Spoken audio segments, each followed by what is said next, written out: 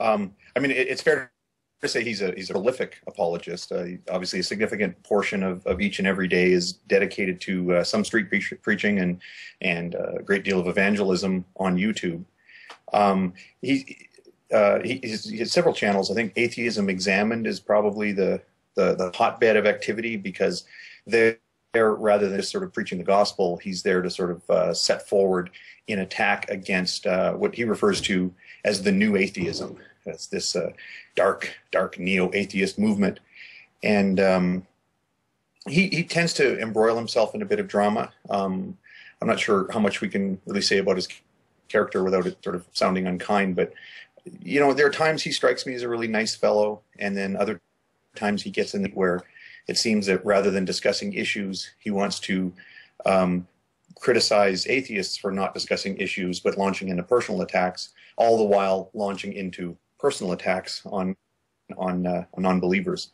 So I think a lot of the regulars on his channel have kind of identified a loop, like where, you know, he's nice for a while, and then he's sort of passionate, and then things start to go off the rails. Although I won't necessarily go into the specifics of that, because I think it'll emerge through conversation.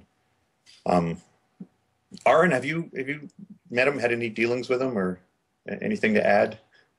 Yeah, I mistook him. Had an academic debate with him, maybe.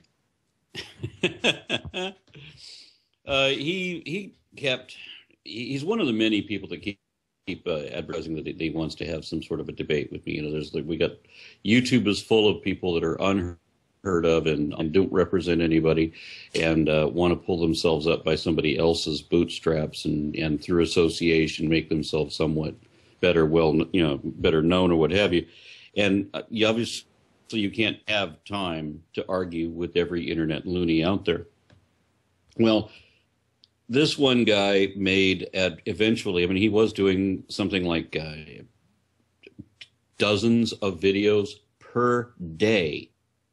And he had made 40 to 60 videos with my name in them. In all of them, calling me a liar for this or that or the other thing.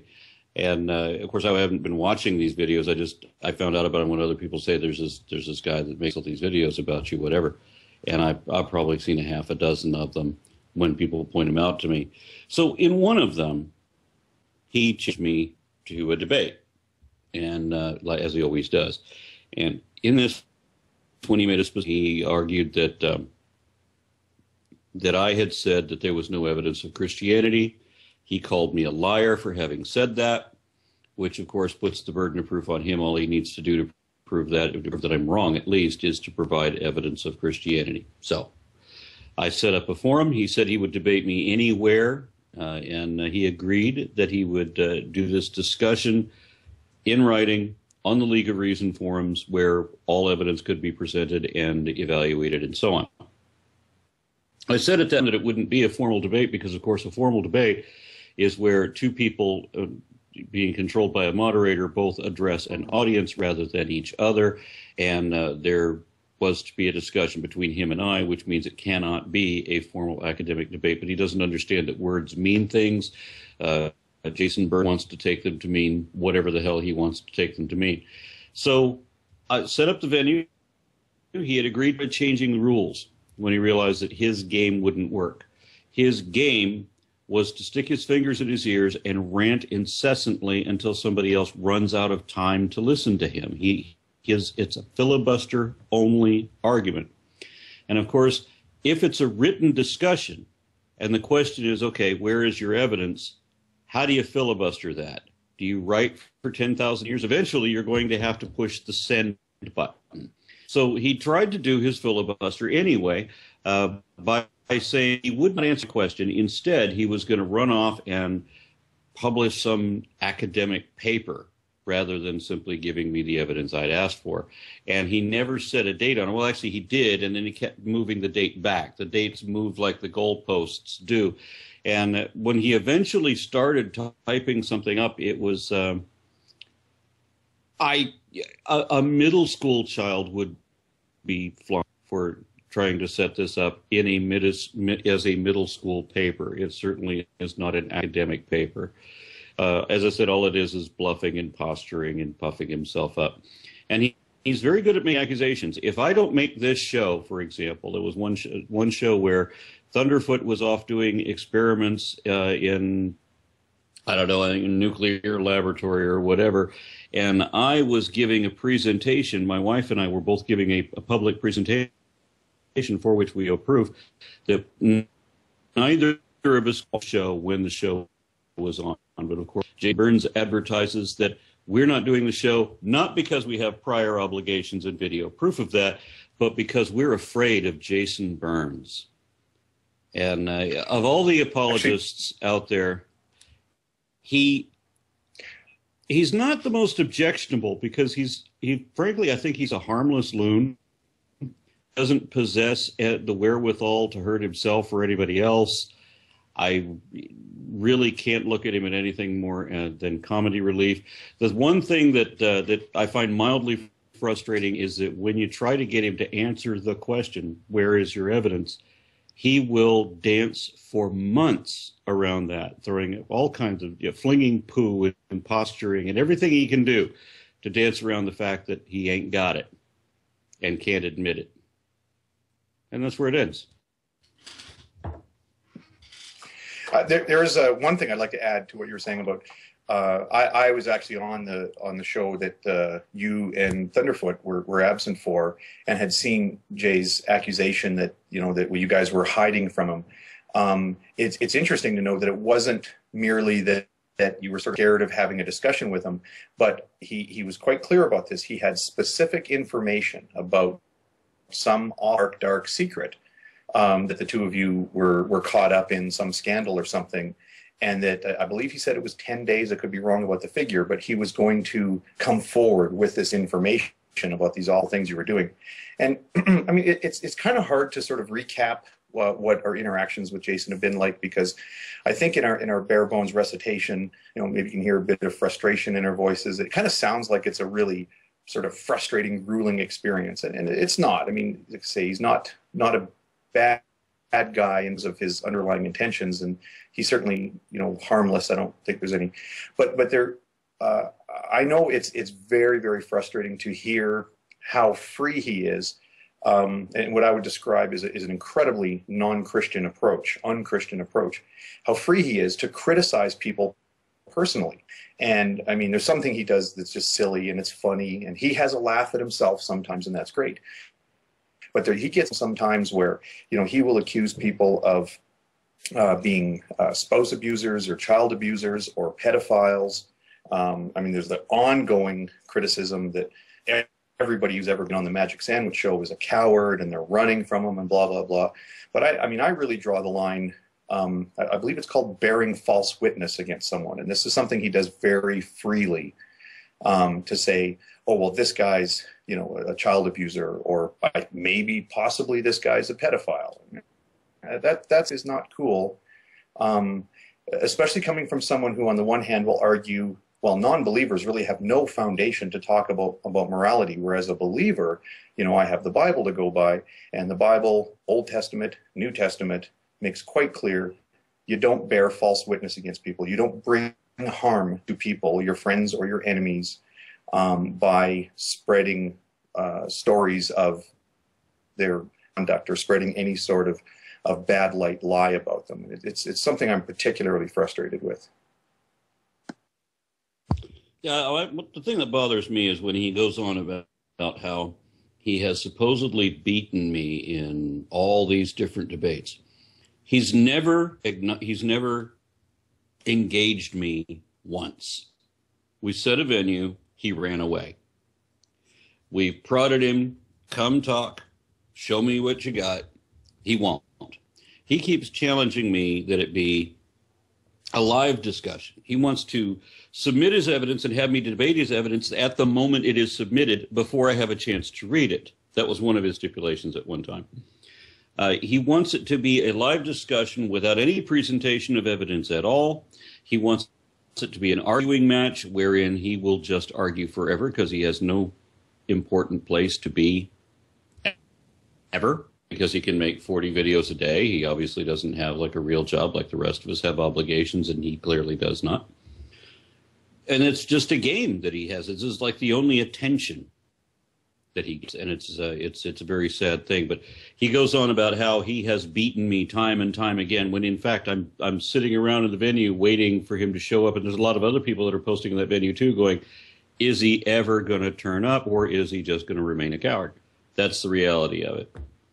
That, and he made all that, I don't know, British sense of humor. This is supposed to be what they describe as the piss take, but he makes a call where he's supposedly talking to Sam Harris, and he's criticizing me and criticizing Matt Dillahunty on all of our little personal habits to Sam Harris. And Sam Harris is, of course, agreeing with him that this is not the first time that Aronra has run away from a debate and all. I've met Sam Harris.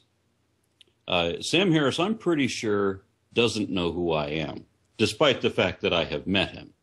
He certainly doesn't know who Jason Burns is.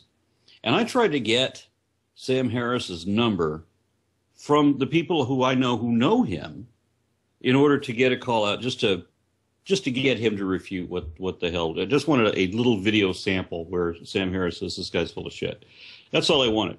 But it's rather difficult to get his number, even from his friends. So I'm wondering how Jason's getting. And as I said, I'm not maybe up on British humor, that they just talk out of their ass like that. And maybe it's not something I'm used to. To me, it comes out looking like a bald-faced lie. And that's the only way I can interpret that, like everything else Jason does. Well, I kind of give him a free pass on the sense of humor. I think a lot of people do. I think the people who visit his channel fairly regularly kind of recognize, he's a quirky fellow, and I guess you never want to turn up your nose at someone who does what they can to enjoy life, and this is the way he has fun. He does some of these videos are kind of silly. I think the problem, and I wouldn't even pin this on Jay, because I've noticed this is going to be a contentious statement, but it seems like when you look at Christian comedians, they're actually not that funny. I think Christians, especially the evangelical ones, struggle. Center of the brain, that's the sense of humor center, is sort of weirdly developed. But like he did a video a while ago where he had a story about this hot pepper sandwich he was eating in his yard, and then some cats ate it. And you just watch this thing, and it was obvious from the outset that it was, this didn't really happen. This wasn't a real event, that it was a joke, but it just never brewed into being funny, which was odd about it. So I guess I should say, away from debates, and I've only recently got wrapped up in this. I was a guy who would comment on his videos once in a while, and then, he puts up so many videos you can't even really watch them to see what's going on. But in the face of him repeatedly saying, "Oh well, Aronra is constantly running away from debates and things like that," I started to make the point that, like, okay, I challenge you to a debate, and you have 2 hours to accept my challenge or I win, and eventually the score would just sort of go up. And then eventually, as a joke, one day I challenged him to a hot chili pepper eating contest, which he took strangely as a debate challenge, and he accepted it. And then he said, you have to set, the moderator and the time, and make this proposal, and I'll agree to it, or I'll change it, or whatever. And then a few hours later, before I'd seen the video, he put up, okay, it's going to be on Google Hangout. It's going to be this Saturday, and 2 weeks from now. In the same video, he put 2 different dates for this thing.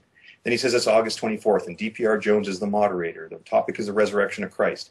I talk for 15 minutes. You talk for 15 minutes. Rebuttals 10 minutes. He just laid the whole thing out, and then canceled it, and then uncanceled it, and then canceled it again. And it's just the reason I mentioned that I sort of got wrapped up in this, in sort of, this is in particular a bit of a contrast with Aaron here, because and I don't know, and I sort of, what I hear of other people and what I see of your presence on YouTube, I don't think I would be off base in saying that you are seen as slightly more abrasive than me, for example.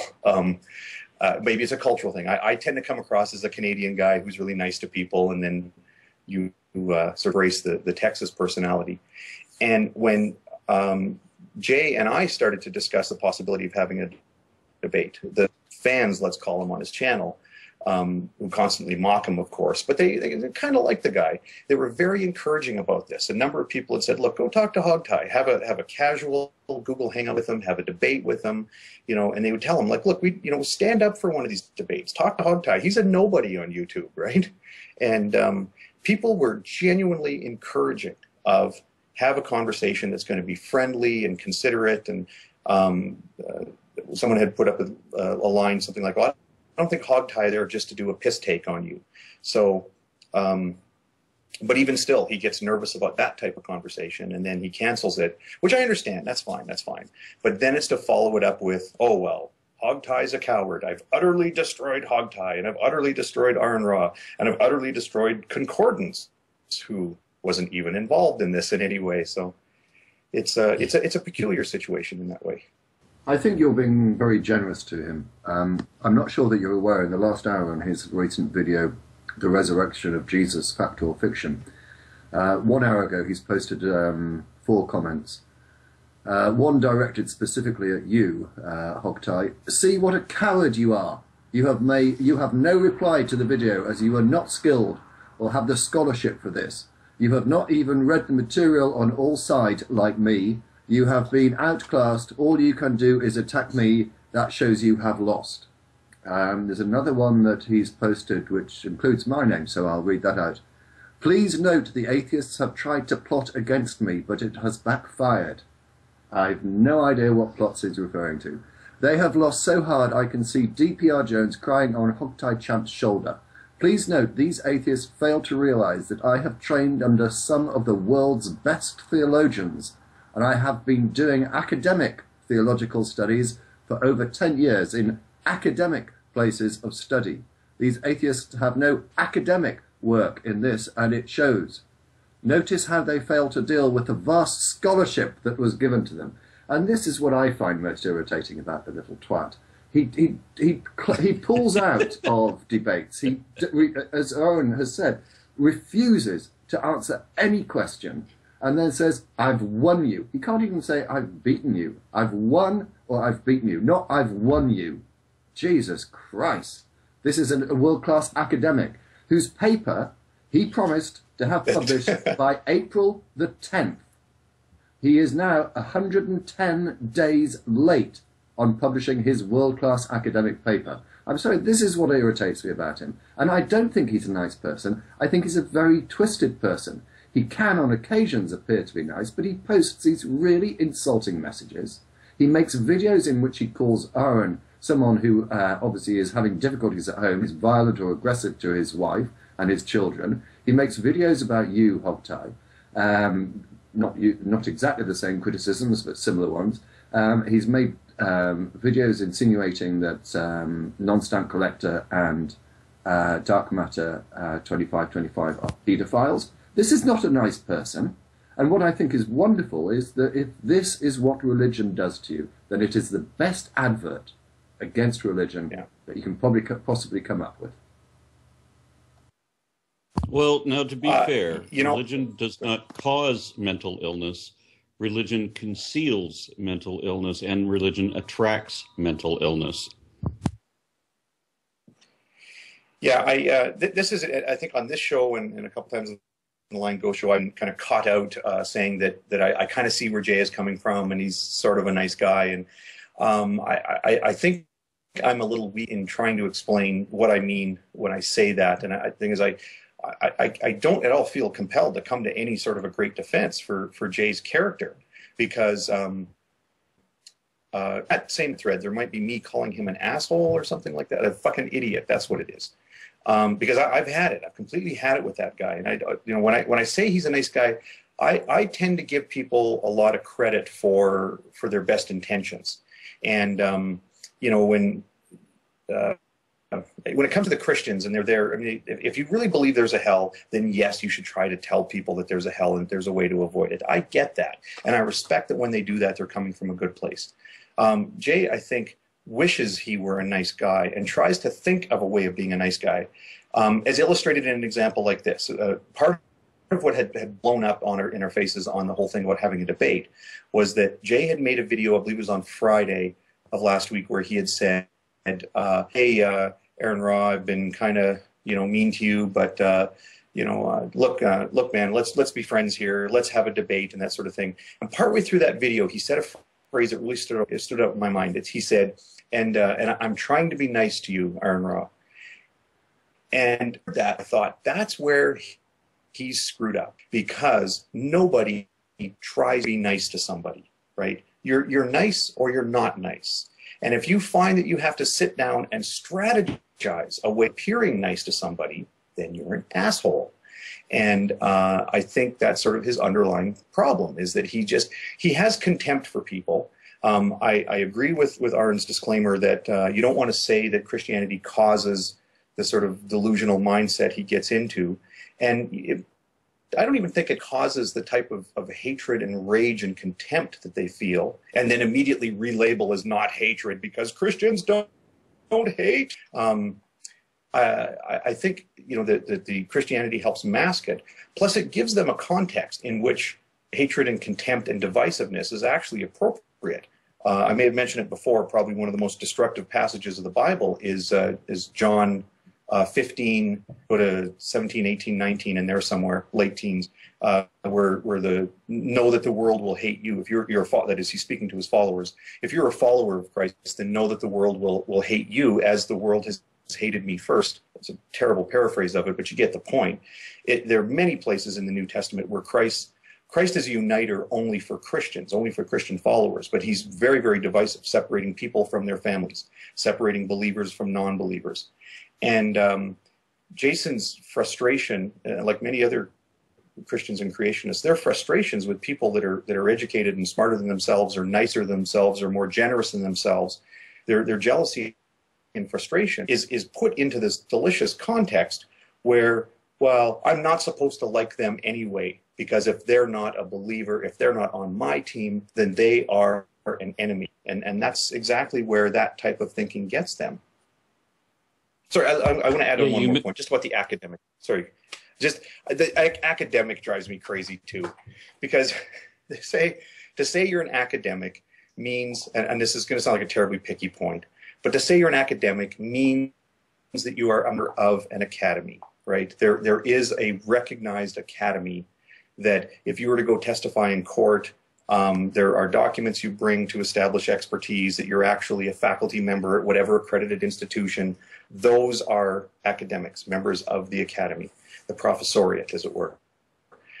For someone to say that they're an academic and a world-class academic and they're having academic debates, when you're not an academic, you might as well say you're a fireman or an astronaut or whatever else. But I apologize for interrupting. And also, he's not having debates either, because every time he comes close to the debate, he pulls out. Aaron. I understand that there have been a number of times that he's actually been in the chat room for Magic Sandwich, and then right about the time anybody notices him, he disappears from the chat room so that he doesn't end up possibly on the show where he actually has to talk to us. It's the biggest expression of cowardice I can think of. But I want to go back, if I may, and I don't want to be seen as kicking a cripple. I just want a discussion about what exactly is going on in his head. And what I mean is this. He posted a series of videos in which, let's say in relation to the debates between him and HogTie and him and Dan Courtney, he made all of these conditions and set the time and the structure, what the topic was, without any approach to either Dan or to HogTie. He just posts it in a video, this is the way it's going to be. And included in that was the fact that I would be moderating these debates. Okay? Did he once send me a message asking whether I would moderate? Nothing. By chance, I come across... But no, this guy posted a video. Let me finish, go ahead. Right? He clearly is deluded in this regard. He is deluded in that he thinks that everyone watches his videos, and therefore I would have seen that I was requested or demanded, it's difficult to know, to be the moderator. Not a bit of it.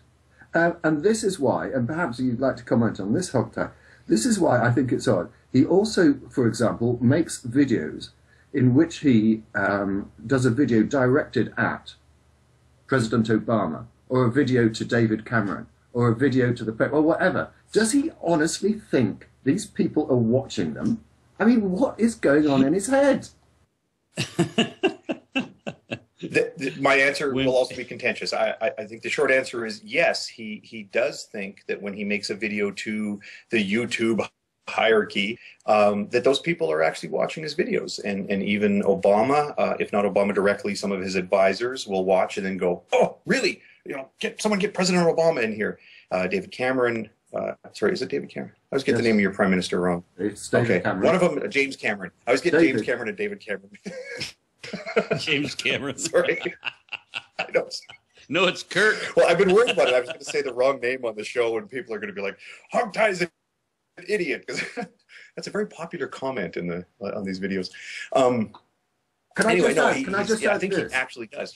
When I saw that I'd been invited to be a moderator, it was actually after he had then pulled out of the debates, and one of the reasons he put was that I had not responded to him. So I immediately responded to him, and I said, "I'm terribly sorry, Jason. I didn't realise that you wanted me to moderate. Of course I will." And he then sent back a message to me saying, "Oh, in that case, the debates are back on, and I want Aaron to be the third debate, and I want Concordance to moderate the second debate, and I want thunderf00t to moderate the third debate." And it's like, Jason, and I sent him a message back, "Jason, where's this coming from? I can ask these people, but I can't guarantee this." And so he then posted another video saying the debates were back on. And then within a few hours, and I know what prompted it, it was Aaron leaving a message on one of his videos. You know, the debates are off again. I'm sorry, this is not the functioning of a normal mind. Telling Dawkins that he was going to be at Cambridge University. I don't think he specified where he was going to be at Cambridge University. He's just going to be. He was going to be on a set of short step ladders outside the debating hall. Okay, so he's going to step up in his little soapbox and yell factless nonsense at people, which is what street preachers do, and that Richard Dawkins, regardless of his current book, has him around the world and not available be at Cambridge. On the given, he's going to demand that Dawkins appear without any confirmation, without any direct communication, without any scheduling, nothing. Yeah, and he's going to call out Dawkins as a coward if Dawkins show up. He did offer £100, I think, to donate either to charity. I don't know where he was going to get £100 from. Maybe he would do another armed robbery. I'm not sure. Oh, that sounds so cool, doesn't it? I'm sorry, Jason. You wanted the attention. You're getting it. And if you are watching, do send in a Skype contract request. We'll get you on the show. Yeah, he offered financial money, but of course Dawkins wouldn't have been there, and he can claim victory again because a non-debate is a win for Jason. So he's now up. He in fact posted a video a week or so ago saying that he'd won 281 debates that had never even taken place. You know, what's funny is it would actually be amusing to do a real formal debate with Jason Burns. It would. I've done one. Be hilarious. I have done one, and it is available on YouTube, and I will include a link in the description when these videos are posted on, or this video is posted on YouTube. I moderated it. It was between Negation of P and Jason Burns. And Jason did one of the most appalling performances. If you can imagine how bad Jason would perform, he did worse. He then subsequently claimed that he had demolished Negation of P. Where do you go? Thunder, well, his strategy is to remain personally unconvinced, which is easy to do if you close your eyes and stick your fingers in your ears. You don't have to acknowledge your opponent's arguments at all. You can just reassert that you're right because you said so, and you can become just as scholarly and academically accurate and honest as Sye Ten Bruggencate if you use that tactic. As a matter of fact, that is the same tactic that Sye Ten uses. That's all that you need for apologetics. Stick your fingers in your ears and yell, "I'm right because I said so." Thunder, I notice you've been very quiet. You've escaped a lot of attention from Jason, but not entirely. You get the occasional mention. Well, I think that's mostly because I ignore him. You know, he doesn't really work on my mind that much because, yeah, there are creationists, if you like, with influence out there, and Jason's not one of them. And whilst you're right, it's sort of, I mean, for me, it's somewhere between humorous and pitiful. I don't see that he has a significant internet footprint, and that's yeah. If no one listens to him apart from you guys, yeah, what's the point? Well, to be fair, Jason, I'm so terribly sorry. To be fair, Thunderbolt, we have ignored Jason, but I think him pulling out of these last two debates, which had been set up entirely with his plan, his organisation, everything was done as he wanted it. For him to then pull out because Aaron leaves a nasty, nasty message on one of his videos is pathetic, and it does call for some attention.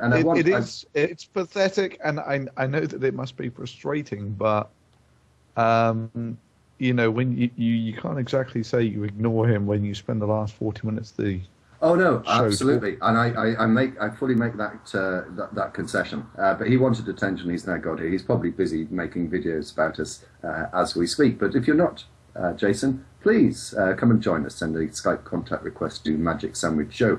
And in fact, anyone who wants to join us, please do so. But we are going to move on, but not before. I want to add something. One second, Aaron. I want to read out these two. I said he posted 4 messages in the last 1 hour. I want to read out these last two before we move on, and I'll give you the last word before we do. He said also in response to colliding membranes, this is just more childish stuff from the atheists. My video was based on the best scholarship the world can give.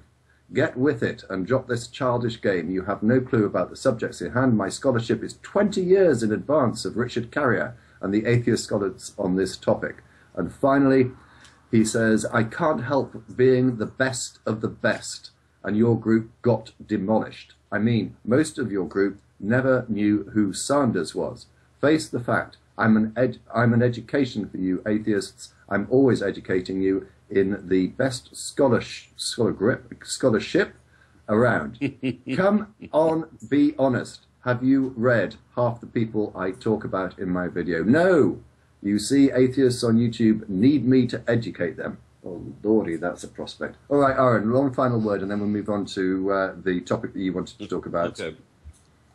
I had a very simple rule for longstanding for many years, and that is I'm open to debate anybody, absolutely anybody. It doesn't matter who it is, if they're going to be debating at least some kind of relevant topic to the things that I deal with. The only criteria is that you have to represent somebody. You can't just be on your own. Other people, in other words, have to promote. Now, you can't be the one that comes and says, I will debate you or I challenge you. Other people can come to me and say, we want you to debate our guy, and this is his name. If those are the footsteps that are followed and that guy represents this collective of people, I'm there. If you can't make that minimum criteria, then we don't have a game, because you don't represent anybody. You are therefore no one. I said we'd move on. Just one last thing before we do. In relation to Jason, he, as I say, promised to publish this paper on April the 10th. We're about 110 days late already, Jason. And Jason, I'm going to say this publicly, okay? Your stack of papers which you wrote, scribbled out, remained on your bookshelf for about 2 months, untouched, whilst every video you said, oh, my academic paper, I'll be publishing a chapter every 2 weeks. You didn't touch it for 2 months. You then read out a few bits of it when you made a video series about your academic paper. You then put it back on the shelf. It has remained untouched since. Publish your academic paper. Get on with it. Right, on that note, let's move on. You wanted to talk about another religious entity in the form of Ken Ham. Aaron. Yeah, I want to remind everybody that next weekend, my wife and I are going to be in Houston, the Houston Atheists, and with PZ Myers, and there should be Copeland, Kathy Miller of the Texas Freedom Network is going to be there too. We are giving a presentation at the Houston Museum of Natural Science explaining how to teach evolution to homeschool students and why there is some necessity to do that even in a school that has public schools, or in a state that has public schools. But then the previous Saturday, August 3rd, we're going to be doing a demonstration outside the hotel where Ken Ham will be addressing the Texas Homeschool Coalition. He is one of 3 or 4 young earth creationist keynote speakers, so you can see where their orientation is. Homeschool for the Texas Homeschool Coalition is not about education. It is clearly about indoctrination, and that's why they believe in fables, witches, giants, and magic spells, and talking animals. So we're going to be addressing that, and we'd like you to come out and join us. Sign something clever, and I would like to encourage, or my wife would like to encourage, I'm using costumes appropriately silly, like Fred Flintstone or something like that. Though bear in mind it'll probably be hot. And I'll leave it at that. I'm done. In which case, the Fred Flintstone outfit's probably ill. Possibly, yes. I wonder if we can get some Betty and Wilma cosplayers. That would be nice. Yeah, the Ark theme park, if I remember rightly, is funded to the tune of $150 million. Yeah, just think of what you could do with $150 million rather than build a theme park about a magical boat dedicated to saving 7 people from an act of global genocide. Well, here's a beautiful idea. Let's say 8 people. Yeah, they want to build a ark. And when it was to scale according to the fable, right? And they want to build it out of wood, and they want to build it just like it was supposed to be according to the story. And I'm sure they came into some logistical problems that a boat that big, made exclusively out of wood, just to sit still on a good foundation is already going to have a problem. But to make it seaworthy while being heavily loaded would be another huge problem. And just to illustrate the last real huge problem, I would love to see them try to host a zoo inside that boat. That would be great. How much can you really fit into that boat, really? Just of the few species we've already got as long as we've been in this global extinction event where we're losing another species every 7 days or what have you. And yet we still can't fit all these animals on this boat.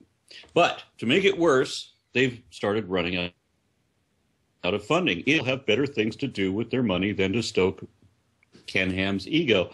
So they've decided that they're going to build the ark anyway, but they're going to build it not to scale. They're going to build it smaller. Absolute brilliance. Kind of defeats the point of it, of course.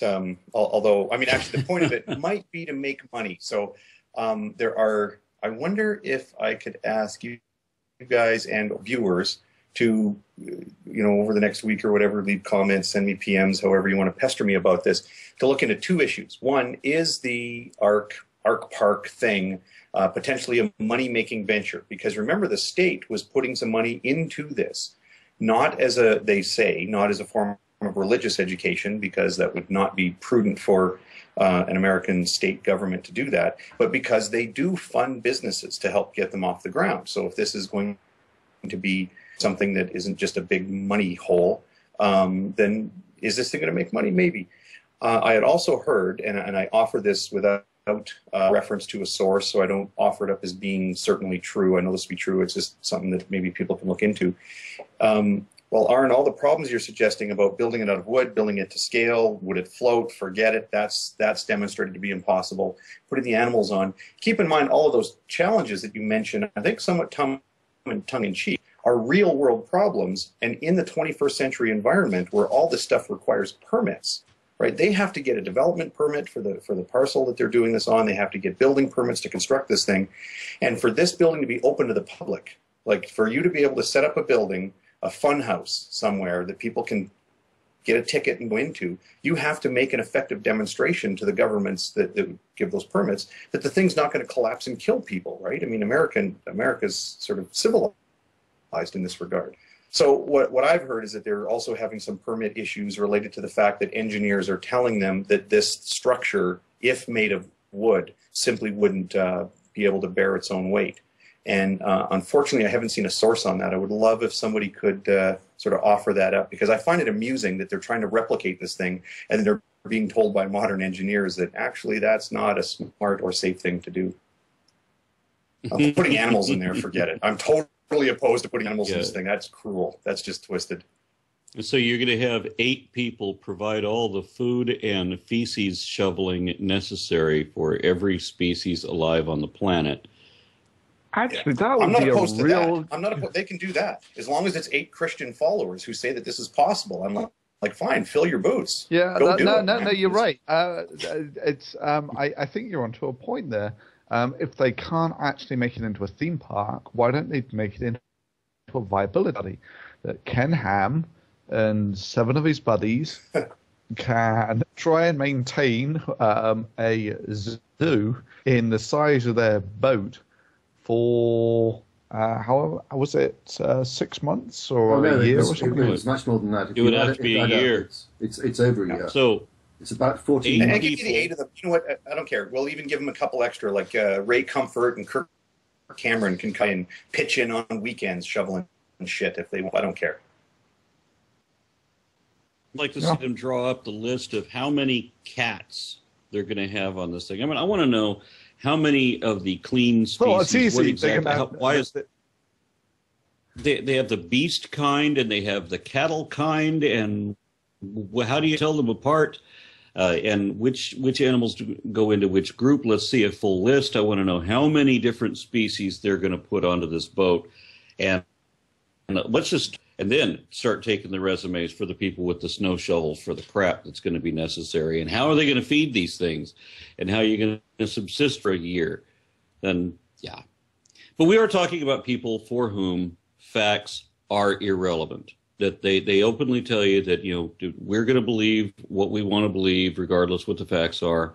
And it doesn't matter that what the facts are what the truth is. Because it doesn't matter to them what the truth is. All that matters is that they can believe what they want to believe because they want to. Would you need the same permits to build this boat? I mean, I'm just thinking maybe it doesn't have to be like 8 of his buddies. Maybe can we choose the buddies? I mean, can we put Kirk and Ray and the Hovind family? Can we put them on board with Venom? A boat that won't float. You'll recall. And Venom Fang X, yes, absolutely. You'll recall Put him on. previous show, Aaron, when you raised that question about how many cat kinds were taken onto the Ark, and he came up with the wonderful scientific explanation that there were big cats, middle-sized cats, and small cats. Small cats like his pet, which obviously wasn't the same as a lion or a tiger. So he reckoned that they probably took 10 kinds of cat.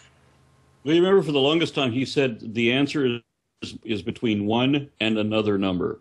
Yes, but we eventually pinned him down. No, that would be even better. He decided that it was between 1 and another number, and then later changed his mind. It is a bit of an embarrassment, but I don't know whether I fully heard the initial bit. This ark that is being built is not. They're not attempting to float it, are they? They're building it on land. Right, and that's yeah. Instead of building it in Kentucky, they ought to build it in, say, Louisiana or South Texas, someplace that has some reasonable chance of being underwater sometime soon, where we can actually experiment with this. I think it's very funny stuff, but I think the issue of whether or not a structure that would float is kind of settled, right? Like, my understanding is it has to do with the draft, like however much weight there is, it has to displace that much weight in water, put it at some draft amount below the surface, which then causes a pressure difference inside and out. And if this thing's made of wood, just get squished. Maybe Thunder, I don't know, you tend to like making the physics-y type of videos. Does that sound at all familiar to you? Sorry, can you repeat that? I missed that. I'd rather not. I wasn't really interested in what I was saying. Yeah, he was talking about the structure of the boat. Thunder would be better at providing the figures for what would happen to the atmosphere when you have that much, rain, supposedly. I read a brilliant paper. I wish I could find it again. Thunder, maybe you know who this was. It was a couple of guys, physicists, who wrote like a 16-page paper on the stuff that they mentioned just in the physics of why a global deluge, from a purely meteorological standpoint, was impossible because of temperature displacement. Pretty much that was largely it. They ignored all the structural problems with the Ark. They ignored all the zoological problems with the animals on board. All of that other stuff they left behind.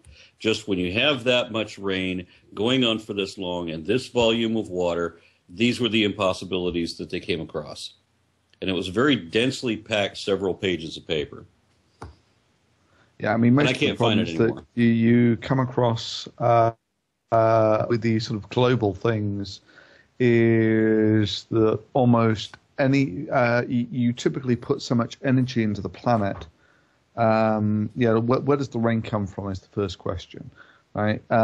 You can't, if the rain magically appears, then it must magically disappear afterwards, right? Because otherwise, where does the water go? You can't have enough water at one point to not cover all of the mountains, then have enough water to cover all of the mountains, and then to have it go somewhere else again.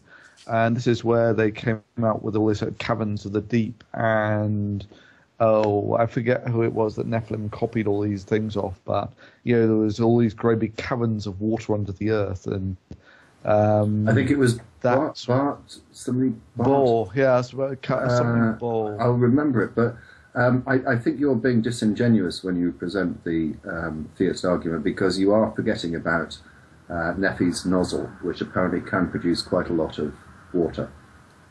Yeah, Nephi's nozzle that can hit the moon.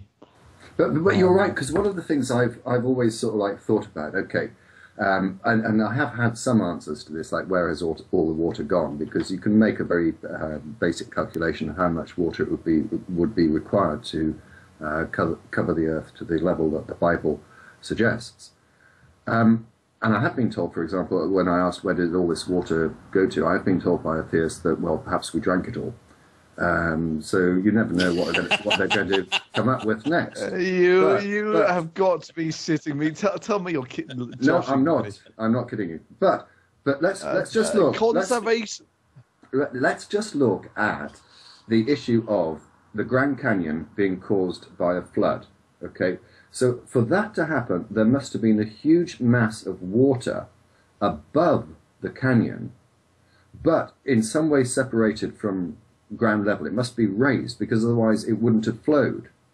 So there had to be this sort of like reservoir of water above the Grand Canyon. Where is the evidence that such a thing ever existed? Say, if you ignore this and use your imagination, you can make believe, and then it's just as good as being real. Which is why, of course, we have yet to find marine fossils on the moon, despite Nephi's nozzle. Okay, hello. Hello, sir. DPR, HogTie, and thunderf00t. So, my question was just, Kent Hovind gets off in 2 years. August 11th, 2015. When he does, do you think that he's going to go back to creation science? Wouldn't that be a little bit awkward after the YouTube atheist community, especially by 2015, is going to expand to the point that there's literally over 12 hours of refutation of both his and Eric Hovind's nonsense, and now they're switching to presuppositionalism. So what's your take on that? Kent Hovind never stopped what he was doing. I read some of the messages and transcribed calls that he made to his wife after he was arrested. Yeah, and it was really disturbing that he manages to maintain his make-believe, even with her on the phone, even facing the reality of the situation. They very much buy into, terrible conspiracy theories, whatever confirmation bias gets him vindication or justification for his means. Christians often will tell you, or at least the fundamentalists will, that the more opposition they face, the more confirmation they get out of that, stronger their faith, the more convinced they are that they must be doing right. The more people tell them they're crazy, the more correct they think they are, right? This is exactly where Kent Hovind is. He's always been a fraud, but he doesn't admit. Yeah. It's in the Bible that they'll hate you because they hated me. Yeah. And so if you're not hated, you're not doing it right. Yeah. The calls you mentioned, and I wonder where somebody could get them. I know I had listened to them and then read the ones that hadn't been, the audio was released, their transcripts available.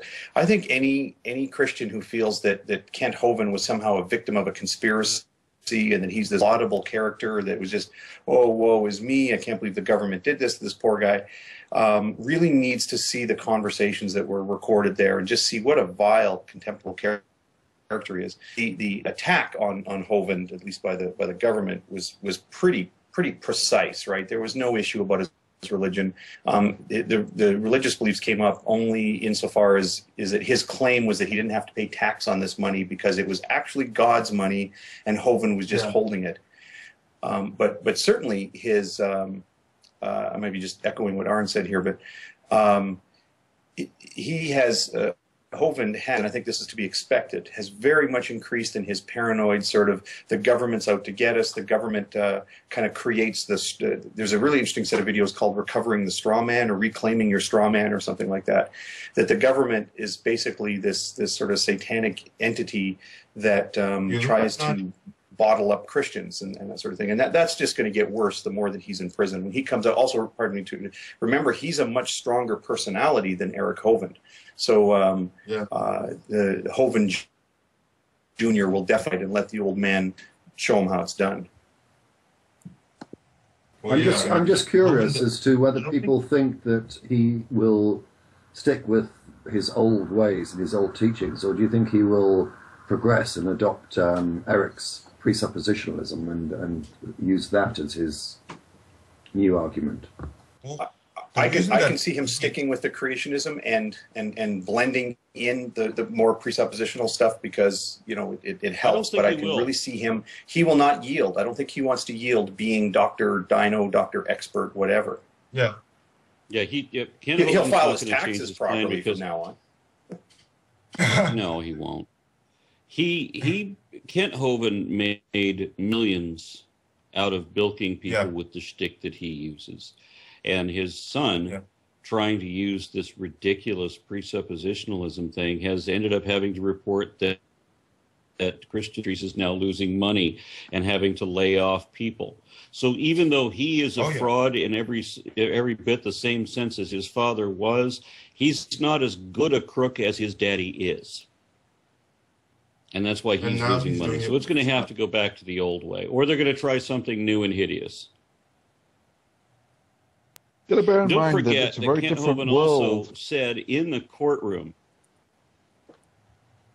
Yeah, don't forget that Kent Hovind said in the courtroom that the United States had no jurisdiction over the Republic of Florida.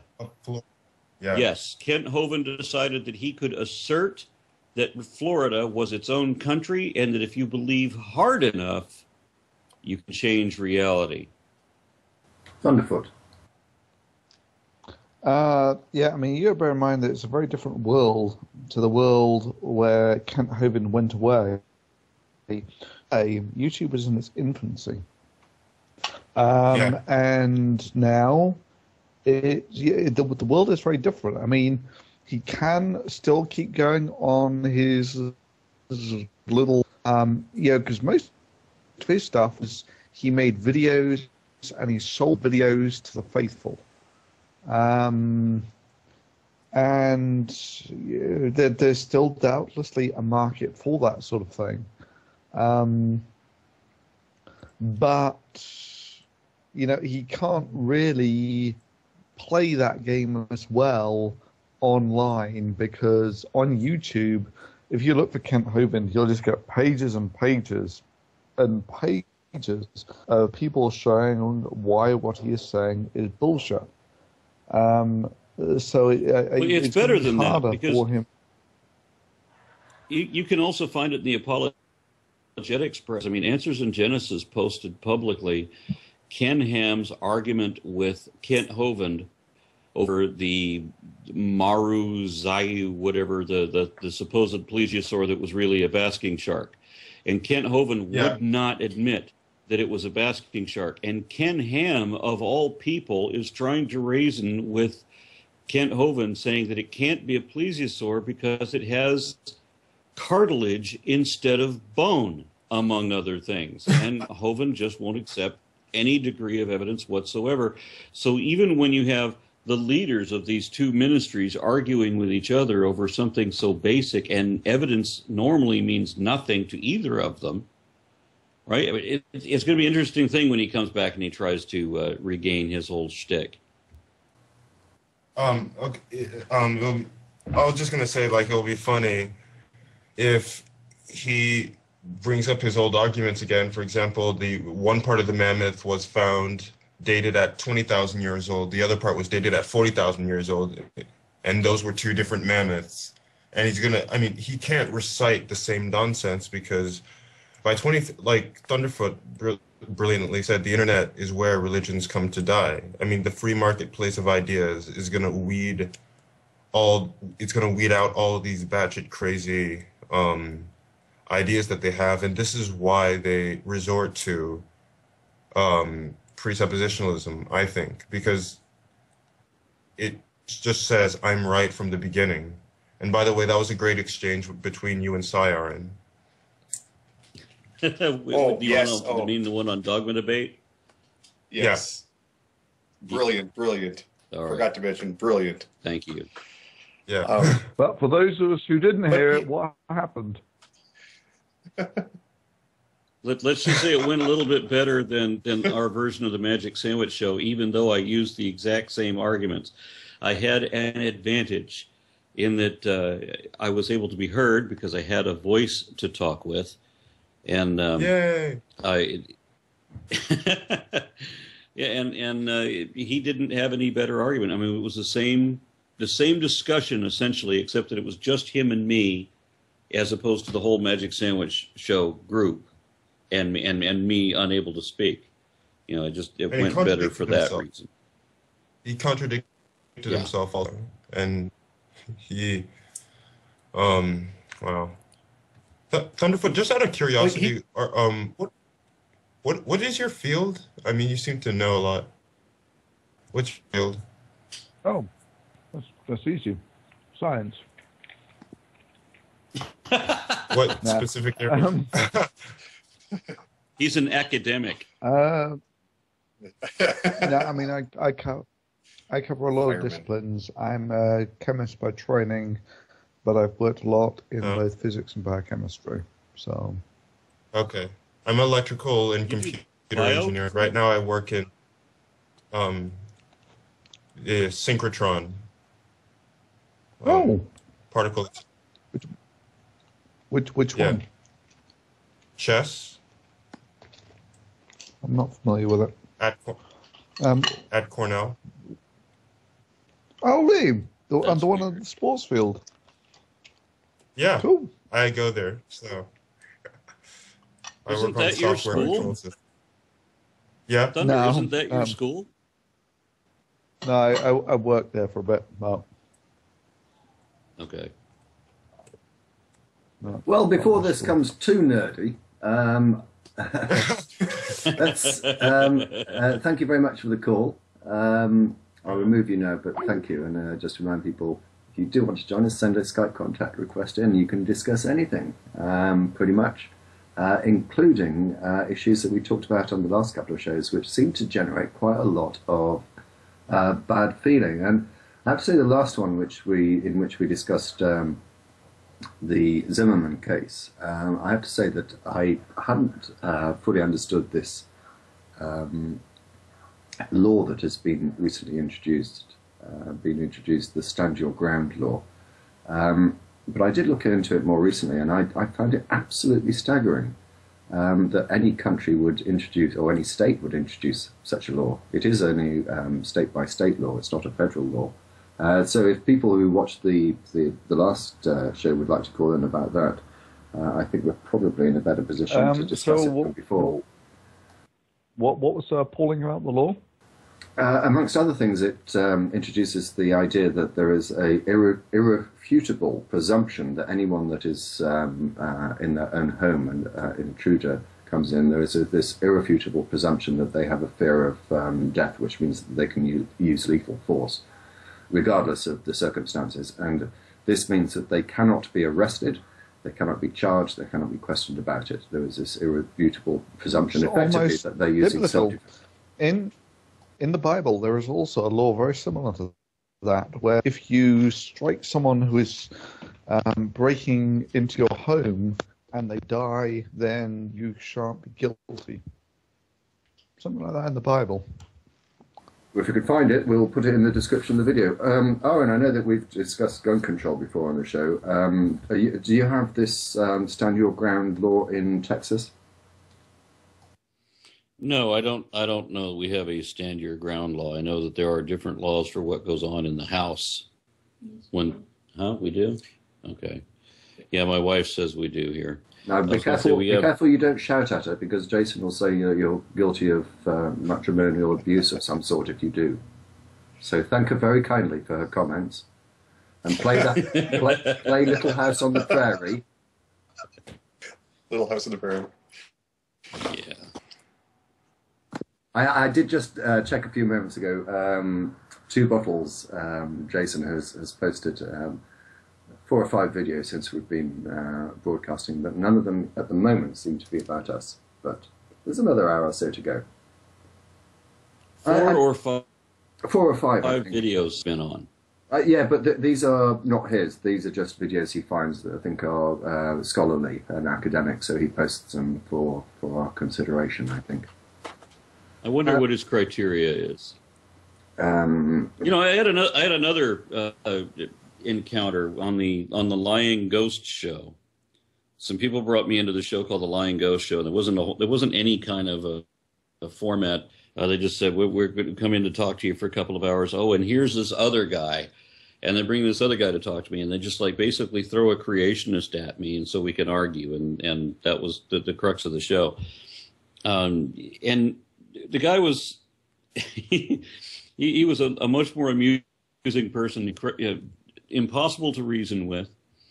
And so we decided to move the discussion to a written format where we wouldn't be talking over each other. And while he tried to bluster and posture and change the subject on everything that we brought up, I tried to keep it focused on only one. He wanted evidence I would accept to believe in his God. And I wanted to, of course, convince him of the validity of evolution. So I insisted that it would be whittled down to these 2 questions. He asked for what evidence would you take for a God, and I gave him the definition of what evidence is. And I said, do you have anything that counts as this? I'll accept it. So he accused me of being the height of dishonesty for saying that I would accept any evidence at all. And I asked him if he accepted that the definition of evolution that I gave was a working scientific definition that was endorsed by all of the university-level science courses teaching the subject. He deleted the mention of it and told me that he refused to address the convolution because it challenged his faith. And then he went off to make his own little series of videos refuting straw men that he made up about me, running away from the discussion entirely, while accusing me of being the height of dishonesty, which I find it wonderful the way that these people project their own flaws and everything that is wrong with what they do is somehow your fault. You're the one doing it. Well, this is actually why, and I appreciate Thunderfoot's point from before that, sort of talking about Jason Burns for any length of time sort of gives someone a lot of attention that, well, what's the point of it? But I would hope that it would sort of pipe into a discussion more in general of situations like that. And I had seen the bulk of that discussion, the Line Go Show portion. As far as it moving to a written format, I haven't followed that, but I can take a peek at it. But it's not just one sort of nutty individual that does things poorly in their present the Christian message. There seems to be a fairly healthy number of people. I kind of mentally go back to the Nephilim-free Dawn Exodus 2 discussion, where there just seems to be this trend of like, oh, well, I win every debate. Nobody debates me. They're all scared to debate me. Oh, that guy wants to debate me? Fine, I'll debate him. Well, now I'm going to cancel the debate, but I won the debate. I mean, that's not just, is it Conbay you're talking about? I think is who you're talking about there. Yeah, I wasn't gonna mention his name. I shouldn't have. Now that I've said it, but well, and people should watch it. Whatever. Because I think that we're here. We're here to inform. People entertain and inform. So, and so I think when you, from what I had seen of that discussion, and it's the same with these other guys, it is entertaining in a weird sort of watching a drunk man run down the street with no pants on kind of a fashion, and it is a little sorry for the guy, but that whatever happened, he got himself into those circumstances. So, it's entertaining, but then it's also kind of instructive, like in this very strange, debate, if you want to call it that, this discussion amongst believers and non-believers, especially as it plays out for, let's call it science versus creationism. They're really playing two different playing fields, and the level of irony is bizarre. Strangely, one thing that just popped into my head, I had seen on, I haven't watched a Nephilim-free video for months, maybe more than a year, but someone had guided me to one, and when I first opened the video, couldn't watch the first full minute of it because it was him narrating about how awesome he is. But I happened to catch in the comment section, there was a comment posted by a brilliant academician, Thick Shades. Anyone who's had to deal with him. Okay. But here's his comment about Neff's. Okay, good. I was just going to introduce everybody. Oh, to no. Yeah. Thick Shades was one. He gave us the falsifiable prediction when there was the great oil spill from British Petroleum in the Gulf of Mexico, how that was going to be resolved, how he could use biblical scripture to determine how that was going to be resolved, and it was going to be with a nuclear device, a nuclear explosion that was set off in the Gulf of Mexico in order to stop that oil leak. According to the Bible. What's more is, and he pointed to one passage in Revelation, sorry. And it was just like the most bizarrely ambiguous. You had to take so many liberties with the interpretation to get. Yeah, well, it mentioned water, and that could be the Gulf of Mexico, and it mentioned fire. Well, that could be something burning. Then the sea then a third of the sea turns to blood, and a third of it to fire, and a third of it. I forget what the rest is. He was talking about a mountain rising out of the sea, and that was supposed to be an offshore oil rig. Not a volcano, but an offshore oil rig. Yeah.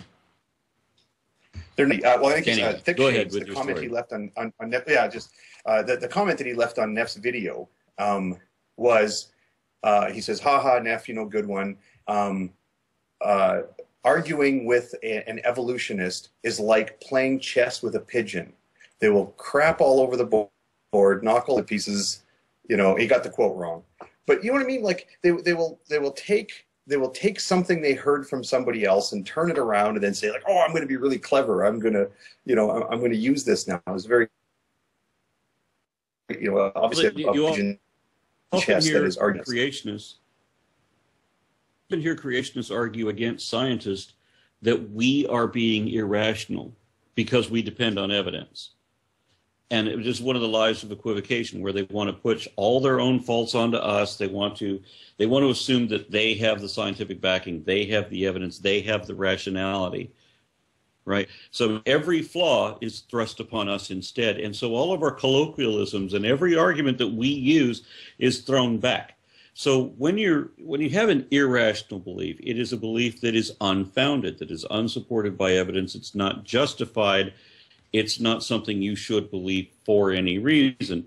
But that's what they're throwing on us while professing to believe on faith. And then they deny the faith. They realize at some point how dishonest faith is when they try to accuse it on us as if it were a bad thing. You're just as bad. You believe on faith just like I do. And then they start thrusting their propaganda theory on us. And everything like when their scientists will do the apologetics and the presuppositions and everything, then they want to accuse us of presuppositional apologetics in favor of evolution. And that's what Conway was insisting on doing. He doesn't even know what the word presupposition is, but he was insisting that that's what I was doing. I find that in discussions with creationists, a bit of a straining, temple rubbing moment is when they start to say, you know, once you point out that, well, look, you're just stuck with what the Bible says. You won't look at evidence, or you twist evidence to fit the Bible. And they say, oh, well, yeah, but that's what you do with your evolution. You know, well, no, because you know, like anyone else, I've had to sort of refine my understanding of evolution all the time. I'm not married to the theory. I know there have been many occasions that I've had to sort of had my thinking retrained. I mean, I had somebody tell me several years ago, but I mean, not that recently. It was definitely since the year 2000. I had somebody tell me this incredible thing, that not all dinosaurs are extinct, and in fact, all modern extant birds are dinosaurs. And I was like, what? You made that up. You're full of crap. And it turns out I was wrong. And turns out I guess that is the cladistics would guide us to look at it that way. And then a few years ago, I think had we a were all similar a little argument. surprised to see. I had a similar argument. I argued very Yeah, but you hotly won. against it. No, I didn't. No, I didn't. It was Okay. virtually the same argument. I was arguing that humans were not monkeys and the apes were not monkeys, and it took a month or so on Talk.Origins of this incredibly rude jerk, you know, pumping evidence at me until eventually I finally had to concede after some time of deliberation that he was right. And I had to reverse my position on that. And now I have to say that, well, not only are apes a subset of monkeys, but that means that we humans are, in fact, still monkeys right now. It was a hard argument to lose, but I was a better person for it. You got a great video out of it, too. If you're is it Man for Monkeys, or Turns Out We Are Monkeys. I've seen that one a few times. I'm sure you've heard, as both praise and criticism, your delivery speed in the Foundational Falsehood series is like taxing, right? So people do have to sort of watch it a few times. So I had actually copied that video to watch it a few times and show some people I know. And it certainly reshaped how I use the word monkey. But I mean, I think we're all, I don't know how you reacted to the news about lateral gene transfer in the very famous Was Darwin Wrong issue of was it Time, which makes it was a new scientist. It actually said that Darwin was wrong, and it had a tree of evolution with someone hacking away at it with a large axe. No, you're getting your illustrations confused. It was talking about horizontal gene transfer.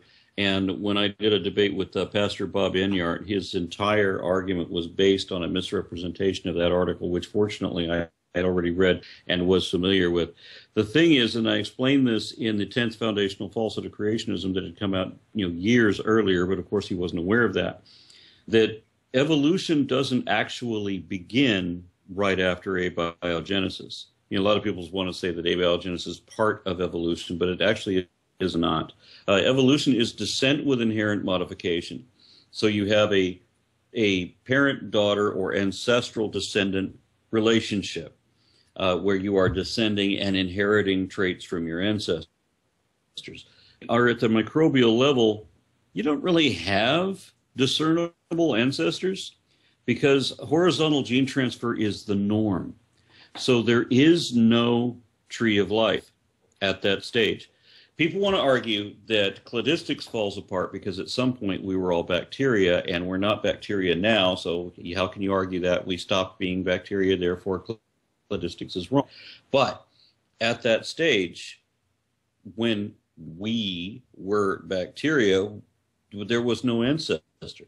Everything was horizontal gene transfer. There were several different types of horizontal gene transfer, and we didn't begin the evolutionary process more or less exclusively, at least predominantly. It still happens now, but it's much more reduced. With multicellular organisms, there is still horizontal gene transfer, but it's greatly reduced. When you get into that stage, now evolution is happening, and it's predominant. And at the point, a more or less exclusive evolutionary relationship, we were strictly eukaryotes from that point. So cladistics is still not violated in any way. The tree of life grows out of what would be essentially a chaotic network, like a vast cobweb genetics. I stand corrected, Aaron. I've just checked. This is the wonders of the internet, isn't it? I've just checked the front page of the New Scientist without addition. It did say Darwin was wrong. It did have a tree of evolution, and on the trunk it says cutting down the tree of evolution, or the tree of life. I'm sorry. Yep. So it didn't have someone with an axe hacking it down, but I was half right. Yeah, and Dan Dennett was really pissed off at that article because the New Scientist is a popular magazine, not a scientific journal. And so they are not above sensation. That's exactly what they did. In order to sell magazines, they pumped a sensationalist, exaggeration in there. And Dennett was very critical of that magazine, and rightly so. One thing I've noticed is that the arguments made by the YouTube atheists seem to be getting stranger and stranger every year. So I thought I'd pose a strange question that may challenge some improv skills, if you don't mind. What arguments would you like to hear from Christians? This was inspired when you all were talking about Noah's Ark, because I thought to myself, the hot air from all those apologists might hold the Ark up. So then you moved on to the Grand Canyon, and my first thought was, well, maybe the Grand Canyon was right under that window in heaven. Which processes, because, with the strangeness of these arguments, how long is it really till we get somebody claiming that ancient aliens used shrinking rays to help them fit all the animals on the Ark? Or that the Bible never claimed that the Genesis account took place on Earth? Or best of all, that the whole park with the pillars and metal dome was back when Yahweh was still cooking the earth at the Elohim family cookout? Well, before I go to the panel, in a way, some of those arguments have already been used. I recall quite clearly Kent Hovind suggesting that one way of fitting all of the animals on the Ark was to take only babies. And secondly, the issue of feeding them, they could have hibernated. I heard that one was that too. One I'm surprised they didn't claim manna from heaven. Yeah, it was in the mid-1990s that I heard that the Noah's Ark was actually a floating cryogenics lab where they had all these embryos stored in stasis, and then they could be magically revived without a womb, so that you could just have millions of species in test tubes. You can just pour them out of the ground and they'll grow a new rhinoceros. But when you get down to that level, why didn't God just how should we say, wipe the slate clean and start again? I mean, it's like, Earth Mark II. Well, I'll put Noah on the new one, but I'll just erase the old one. Why all the need for the melodramatics and drowning people? I think I can answer that, actually. It's because they hadn't invented the Etch-a-Sketch yet. What he hadn't got to us reading the instructions that you just have to turn it upside down and shake a bit. Instead of having a plague that causes boils and swollen testicles and ridiculous crap like that, why not have a plague that kills people? And just people. It's just selected for the genome, wipes out only the people, leaves all the deer and everybody else. So then you don't have the global flood thing. And how much easier is that? We are talking about God. And God could just say, all you people drop dead, and we would. And how easy would that be? Would that not have been easier than a flood? Well, I don't know. Maybe it has something to do with that whole expanding Earth nonsense. Maybe that's how there was enough water. Yeah, I've been dealing recently with an apologist that tried to arrange one of these Google Hangout kind of things, and it was to help us understand each other better. And then afterwards, he's complaining that he didn't spend enough time trying to preach at us. It just floors me how these people, well, I should say don't think, now that I think of it. When I was debating Ray Comfort, it didn't matter to him that I disproved anything that he said. He was delighted that we allowed him to utter the words that if you don't accept Jesus Christ into your heart, then you will die in hellfire, and the only way to be saved is to call out his name. And this is what the only important thing. He believes those words mean something, that's important, and that's compelling, and that somebody will listen to his failed argument on absolutely every fact and hear that nonsense asserted on nothing and say, oh, right, okay then, I don't get it. And I know that they do reach some people, because the least logical imaginable argument always reaches some people. I mean, there are people who believe that reptiles formerly indigenous to this planet moved to the Sirius star system, their civilization as if it wasn't already highly adapted in order to get to the Sirius star system. And then they came back over here, where they then infiltrated our government disguised as people. And there are people who believe that. There are people that believe that Adam and Eve were on a planet, that the Garden of Eden was on another planet, and they jumped from that planet to this one when the planet Nibiru got really close to Earth, close enough that they could jump from one planet to the other. There are people who believe that. Yeah, I've actually heard that as well. I can verify that because somebody in the chat was really not wanting to believe you, but yeah, I've heard it too. Hang on, run that one by me again. So two planets get close enough that someone can jump from one to the other. And yeah, you do a chin up from one planet to the next. Yeah. Do they know that the Earth is traveling at 30 kilometers per second? No. Do you think they care? They don't know. Well, they don't know 30 kilometers, right? 30 kilometers per second is about 30 times the speed of a bullet. Which, given that a bullet, when it hits you, makes a fairly decent-sized hole, if your entire body is going at 30 times the speed of a bullet and it hits something like the Earth, it's going to make a fairly respectable crater. And I don't think rolling your knees around when you land is going to help any. Okay, I don't know how to express this. The same people who believe that believe this. There was an atmospheric disturbance of some sort in China that caused an infraction where if you were in a particular place at one particular time, and you try to take a picture of the sun, you would see a double image of the sun, having to do with the amount of moisture in one part of the atmosphere at that time, whatever it was. So you get a double image, you get two identical suns touching each other, slightly overlapping. I know someone who believed that was the sun on one side and the planet Nibiru on the other, because Nibiru is supposed to hide on the other side of the sun, and this is one of those rare occasions when we can actually see it. And I have to explain to this person that... Do you know what the planet on the other side of the sun is called? It's called Vulcan. This planet on the other side of the sun is exactly the same size as the sun, and they're so close together that they are like two billiard balls touching each other on a pool table. And I have to explain that planets are not the same size as the sun. Two planet size close enough to touch each other will behave like a liquid and absorb each other, becoming one slightly larger planet.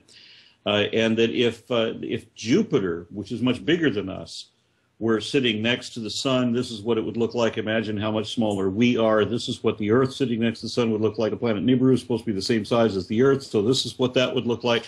You can't reason with these people. Reason, facts, data, understanding is irrelevant. They don't want to understand. They want to believe. and they want to believe hard enough that they can find a purpose in their life. And apparently they hold their beliefs very close and really, truly believe the strangest things, like expecting that if you say, repent now and accept Jesus, they think somebody will actually do it. Just because they said it. It's bizarre. Going back to people's claims and their inability to offload claims that are quite clearly shown to be wrong. I mean, both you, Aaron, and you, HogTie, explained one occasion where you've had to change your views, and did so, albeit perhaps reluctantly, without putting up some sort of fight. But yeah, at the end of the day, you realised that the evidence was overwhelming, and you had to accept that evidence. What I don't understand with a lot of theist people is that they will not, however much the evidence is stacked against them, they will not accept that they were wrong. And I'm thinking now about things such as end-of-world predictions. The most recent examples probably are the likes of William Camping. And those followers of his, who bizarrely paid him a whole host of money. I don't know why they would do that if they thought the world was ending, but paid him a load of money, he survives, and so did they. They're penniless, he's very rich. And there was that dreadful clip of someone in Times Square in New York, who at the time of the end of the world was surrounded by cameras, and he had this somewhat shameful look on his face, not knowing quite what had happened. He quite genuinely couldn't understand it. He's standing there looking at his watch and scratching his head, and he's so confused. And the crowd gathered around him are visibly laughing their asses off at him. Yeah, Harold Camping made his prediction, right? And he gave his dates. And you see the way he was scheduling the roster for work. Now, you would think that the end of the world is going to severely impact your business plans, right? But his calendar for the time shows they're doing regular business. They're still gathering advertising money and having meetings of that sort. Why? It's the last week before the world ends. Why would you bother with that? But more importantly, after that date, he still had arrangements scheduled for other meetings the following week. And this was before the world didn't end. So why was he scheduling those? As for the gentleman on the street, if I remember correctly, and I may be remembering this wrong, that same gentleman had spent, I believe, $136,000 of his own money towards those billboards, making sure that everyone knew the world was ending. You are correct. And on that grounds, I have to really pity the guy. I mean, yeah, he's a true believer in all this, but what happens when anyone follows some kind of false messiah type? I mean, look at Heaven's Gate, for example, or the People's Temple down in Guyana. I mean, there are so many people that are so easily led. We're about it, Harold Camping's issue. There are people who they really, really want to believe. I mean, they want to believe hard. They want to change reality through the power of their imagination. That's really what it is about. It is pretend. All the faith in the world, it is pretend. There was an episode of Amazing Stories where there's a guy that's stuck in the bomber bubble at the bottom with the machine guns, and the plane has no landing gear. So it's going to come down on its belly, and he's going to die. He's a cartoonist. So he starts drawing a picture frantically of an airplane that has landing gear on it, and he wishes landing gear into existence, and they're cartoon landing wheels that come out of this airplane. This is the kind of thing we're talking about. This is what these people actually expect to have happen. In order to believe hard enough, you have to show absolute conviction. You have to be completely committed to that belief. And the only way to do that in some is to do the thing that requires that they absolutely have to believe, because now they've got no options. They're totally invested, because they will tell you they have to be totally invested. So he sells everything he owns so that he is now dependent on the event happening. And if it doesn't happen, then it will still be the end of the world for him. So he can't even imagine that it won't happen. It has to happen. And so they don't think hypothetically. They were forbidden to think hypothetically. The pretend won't work. So he's absolutely committed. He's completely penniless. He's desperate to believe. And then it doesn't happen. Yeah, I know you want to feel pity for it, but he did it to himself. He forced himself into that situation. Others did much worse. There was a woman that that slit the throats of her 3 daughters with a box cutter in order to save them from Satan at the end of the world with Harold Camping. However, she's using a box cutter and apparently there's crap with it. She couldn't kill any of her 3 daughters. They were all rescued after their throats were sliced by their own mother. Now, think about what kind of a crazy upbringing they had to go through to get to that point. And do they have the presence of mind to think, as we would, my mother's crazy? No, they don't, because they've been raised, immersed in this ideology. They are trained their whole life to believe in nonsense for no reason.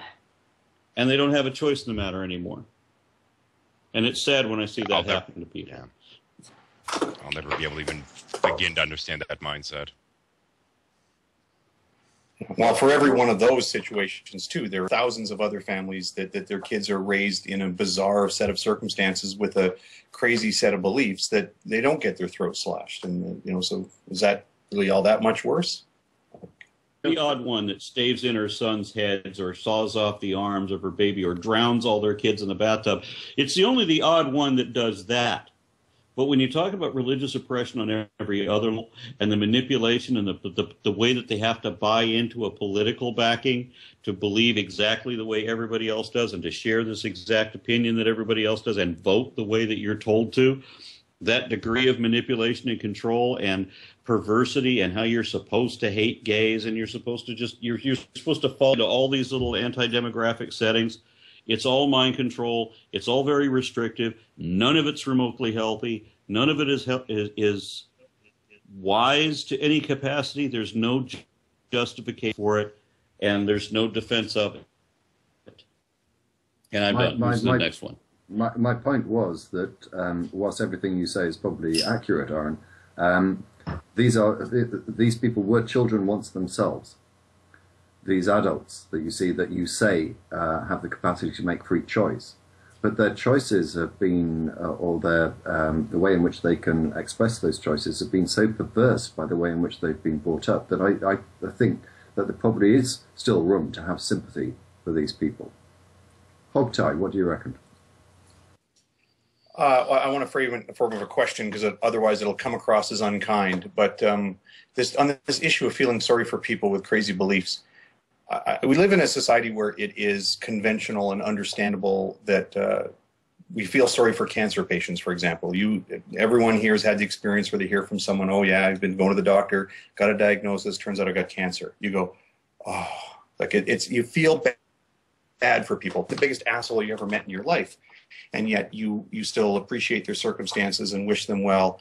And it's because we know that there are two fates that approach them, sometimes both. One is you're going to get very, very, very sick from the medication and or very, very sick from the cancer itself. So my question then is, suppose you know somebody who gets a cancer detected, say in the throat at a very early stage, and they're offered surgery and medication and radiotherapy, and this is something that's treatable, but they, as Aaron puts it, just are going to wish it away. They're going to wish it away. They're going to eat ground up apricot seeds, or they're just going to pray and pray and pray, or they're going to do whatever, but they're not going to put themselves through the ordeal of getting medical treatment for it. If you encounter this person now 15, 18 months later, and they're going through, this grueling pain because now they have cancer that is sort of invading their neck and they're obviously not going to survive, should you feel sorry for that person? And I'm not literally being Socratic. Let me answer that this way. I know someone, this is a coworker, who told me that schizophrenia was caused by demons, and the Bible is always vindicated in everything that it says. Now, I know that lung cancer is 93% lethal. There's only 7% of people that go through the treatment that survive. It's usually something you don't recover from, statistically. This person, constant smoker, got lung cancer. You feel sorry for somebody when they smoke for several decades and they end up getting lung cancer. Well, there was a big surprise, wasn't it? So then she goes through the treatment, she loses all of her hair, all of that, and she falls into that 7% that make it. Which, of course, she does not blame she does not credit the chemotherapy, she's God. In which case, because she was cured by magic, and she doesn't see a natural correlation from the disease to the smoking or what have you, she's still smoking. Lung cancer survivor, still outside smoking cigarettes. Do you feel sorry for that person? Yeah. Well, this whole discussion about whether we're supposed to feel sorry for certain people or not, I think it's interesting. I guess, where does it go? What is the point of feeling sorry for people? It's been a recurring theme on the show so far. I by the way, have been criticized. I mean, our conversation about Jason Burns in the last week, a couple of times, I've had some people suggest, hey, you got to not criticize the guy because he's got issues upstairs. And I draw a distinction there. There's we all have, differing struggles and whatnot, and some people would benefit from medical therapy and whatnot, but then there's just crazy beliefs where to draw that line. And when it comes down to what good does it mean when we say we should feel sorry for somebody? I mean, we feel how we feel. There are people in the world I feel sympathy for, but it doesn't mean that they get away with stuff or that somehow they're a good person or not a bad person or something because we have sympathy for them. I do, and I'm not like a jerk here, because we should understand other people's circumstances, right? So that when we see somebody who's in dire circumstances and would not want those circumstances on other people, then let's try to understand the road that got them there and try to make it so that other people aren't walking down that path. But other than that, it's just, I want to clarify something. I did not say that you should not feel for somebody, right, when they're in that situation. However, let's look at this example. Same woman, she does not believe in medical science. She does not have a skeptical bone in her body. She believes demons cause disease. And science doesn't cure them. Magic does, right? So there's no correlation to her smoking. Now, am I going to feel sorry for her? Is it possible for me to feel sorry for her when she doesn't have lung cancer now? But what are the chances that she's going to again? And subsequent, when you relapse on something like that, than it was the first time. And I'm still not saying that you shouldn't feel sorry for her, but I don't know how to reach people like that, because there's so much that you have to address when they start espousing things that are this wrong. I mean, and I'm always hearing this. I mean, conversations at the office where it's a place of business, and I'm listening to people in the break room talking about how if you're gay, you're going to burn in hell, right? And they're saying this in a room where there are people who are gay who are sitting there quiet. If I mention that I don't believe their Bible because I'm atheist, now I'm in an HR situation because I'm talking about religion, not them, who are saying that their coworkers are going to burn in hell. They're not the ones that are going to be in trouble for this.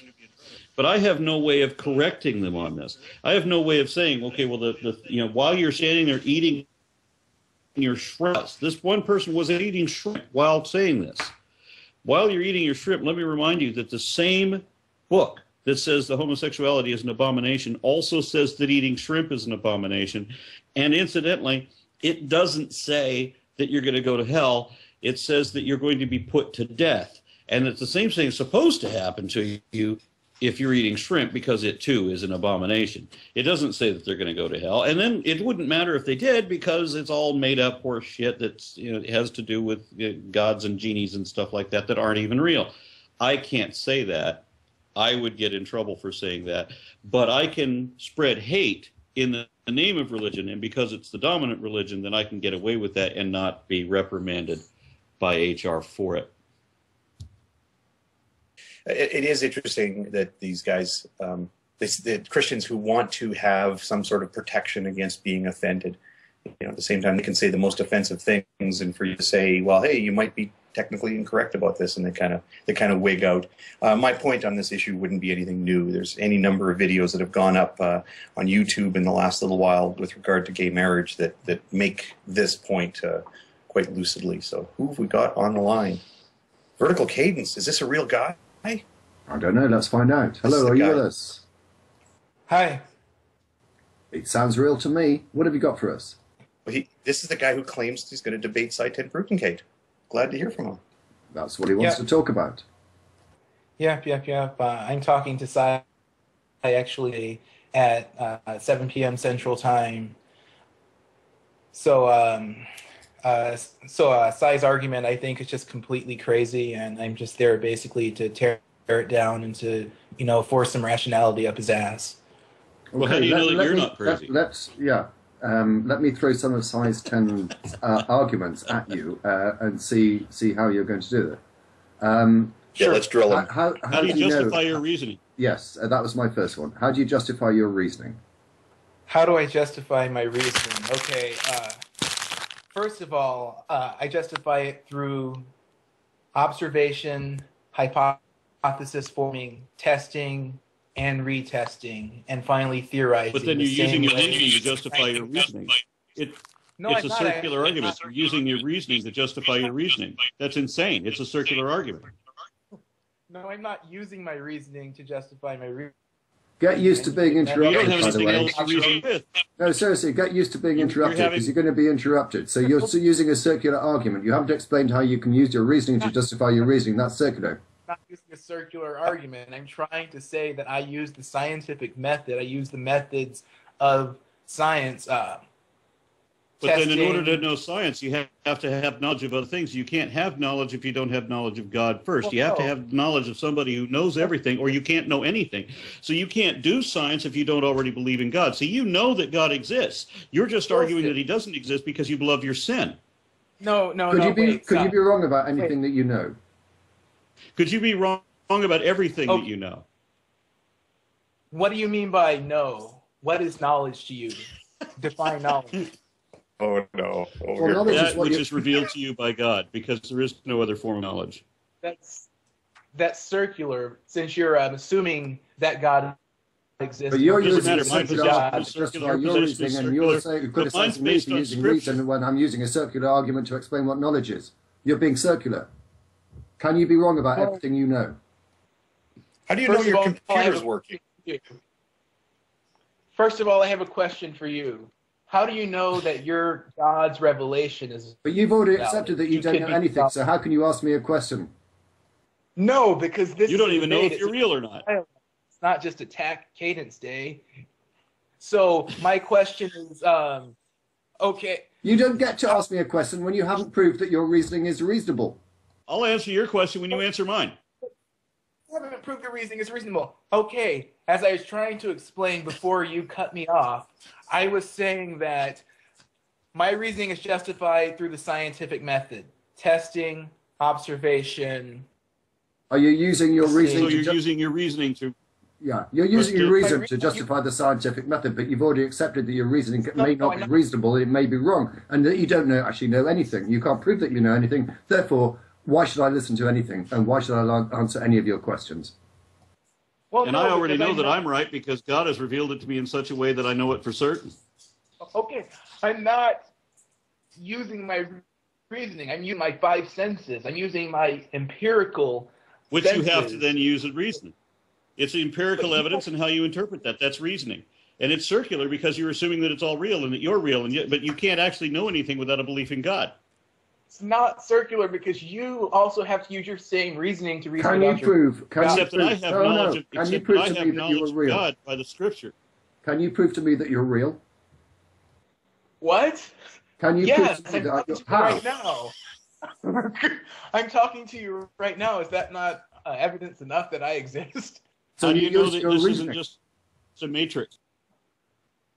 How do you know that the life isn't just an illusion? In some form, like I might be a character in a matrix. I might be a dream that you're having. So you admit that you don't know anything. You don't even know if you're real or not. No, I don't. You're making a childish argument. He admits he doesn't even know if he's real. End of conversation. You don't even know whether you're real, so I'm not answering any of your questions. End of. Thank you for the conversation. Thank you for your time. Goodbye. That's nonsense. Okay, let's take this more slowly and not try and emulate a side conversation. So, Oren, what advice do you have for him when he is inevitably asked, how do you know that your reasoning is valid? The only thing that I can give is objective analysis. You have to have your facts confirmed by others so that you don't rely on your own reasoning. You have to have testable, demonstrable evidence and measurable data to be evaluated by your peers as well. And then he is going to argue that you're then relying on them and that they could all be completely insane. In order for presuppositionalists, all apologists really, but especially presuppositionalists, in order to argue their position, they have to argue that reality itself is somehow wrong in order for their perspective to be right. So not only do you not know that you yourself are real and that all these other people might not be real, but they could all be completely insane. Everybody, everywhere could be completely insane. And he's going to ask you questions to force you to admit that you could be wrong about everything anyone knows about anything. Okay. And that any kind of objective verification therefore boils down to circular reasoning to justify your reasoning. And when it came down to how do we know that you're right, and Sir Isaac Newton, who holds the same kind of belief, but it's Newton argued also divine revelation from God through Scripture, that Jesus was not the same person as God, where Sye Ten believes that they are. Sye Ten says he's right and Newton's wrong because he has direct revelation from God through Scripture. Absolutely the identical argument that Sir Isaac Newton uses, but Sye Ten's right because God revealed it to him in such a way that he knows it for certain, which again is exactly Sir Isaac Newton's argument. Right. You cannot reason with this person except to say that if you have to stay with some standard rules here. There has to be some credibility. You have to be able to show evidence to back your claim. You have to have some way of testing it and making it demonstrable and verifiable.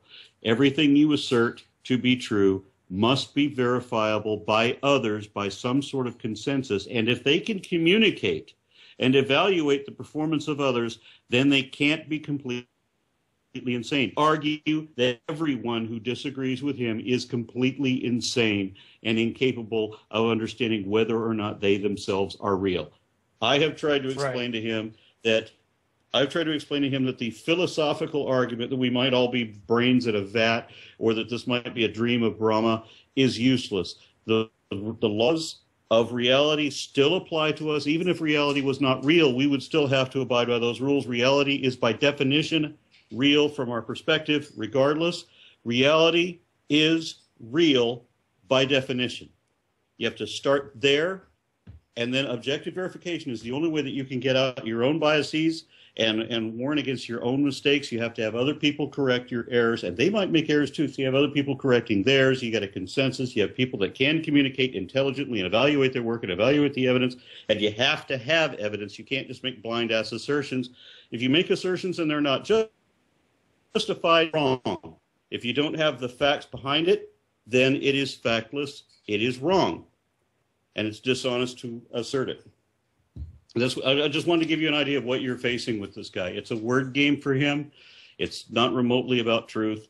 It's about trying to trip you up with a playground theme. Right. So my whole plan, I guess, is to get Sye on the defensive, to get Sye to answer my questions about how he can account for his revelation. He's never done that. Well, that's too easy to do because he's got patented excuses, and it's just the same excuse. Well, I'd like to hear what this excuse was, because when he was on the Magic Sandwich show, whenever it was, a couple of years ago, when you were involved in it, I recall I asked him 6-7 times when he said, "It's been revealed to me in such a way as I know, so I know that it is true." I asked him, "Well, how is it being revealed?" And he just repeated, "Because it's been revealed to me in such a way that I know it's true." But how? And not only that, it's my experience that these guys don't have, their only way of answering questions is to go on the offensive. And, to an extent, that was, when I had the discussion with Eric Hovind. I forget how many times it is, but I ask him a question, and he immediately turns it around, to, well, what do you believe? So it's got to be that they dodged the burden of proof. They have to dodge the burden of proof. They can't provide any answers of their own because they can't be held accountable for their own answer. They have to use your answer and then misunderstand your answer and misrepresent. If you ask them to give an answer and you force them to give an answer, now you're forcing them to be accountable. And the whole point of creationism is to never be held accountable. So they won't answer questions. They will duck and dodge and wheeze, and they will move the goalposts and shift everything back onto you. Anything you can't explain means they have the object. Wait, so I can't try to force them to answer my question. I can't point out, hey, Sye, you're being dishonest by not answering questions. I would disagree with that. I would disagree with that. I think that you have to get on the offensive from the get-go. As soon as you let Sye take control, you've lost. As was demonstrated here, that all Sye wants to get out of you is the admission that you might be wrong, and after that, that's he's a one-trick retoni like that. That once you've admitted that you might be wrong, that will be his full stop on every sentence after that is, well, you've already admitted that you might be wrong about everything. That'll just be, and also be very careful. I'm sorry, Thunder. Also be very careful because he will try and say, you could be wrong about this, and you might say yes, and therefore he will say, you could be wrong about everything. And in some ways, an honest answer would be yes, but if you give the yes answer, he will then say, even though it doesn't follow, he will then say, therefore you can't say that you know anything. And at that point, you can't recover. You're fucked.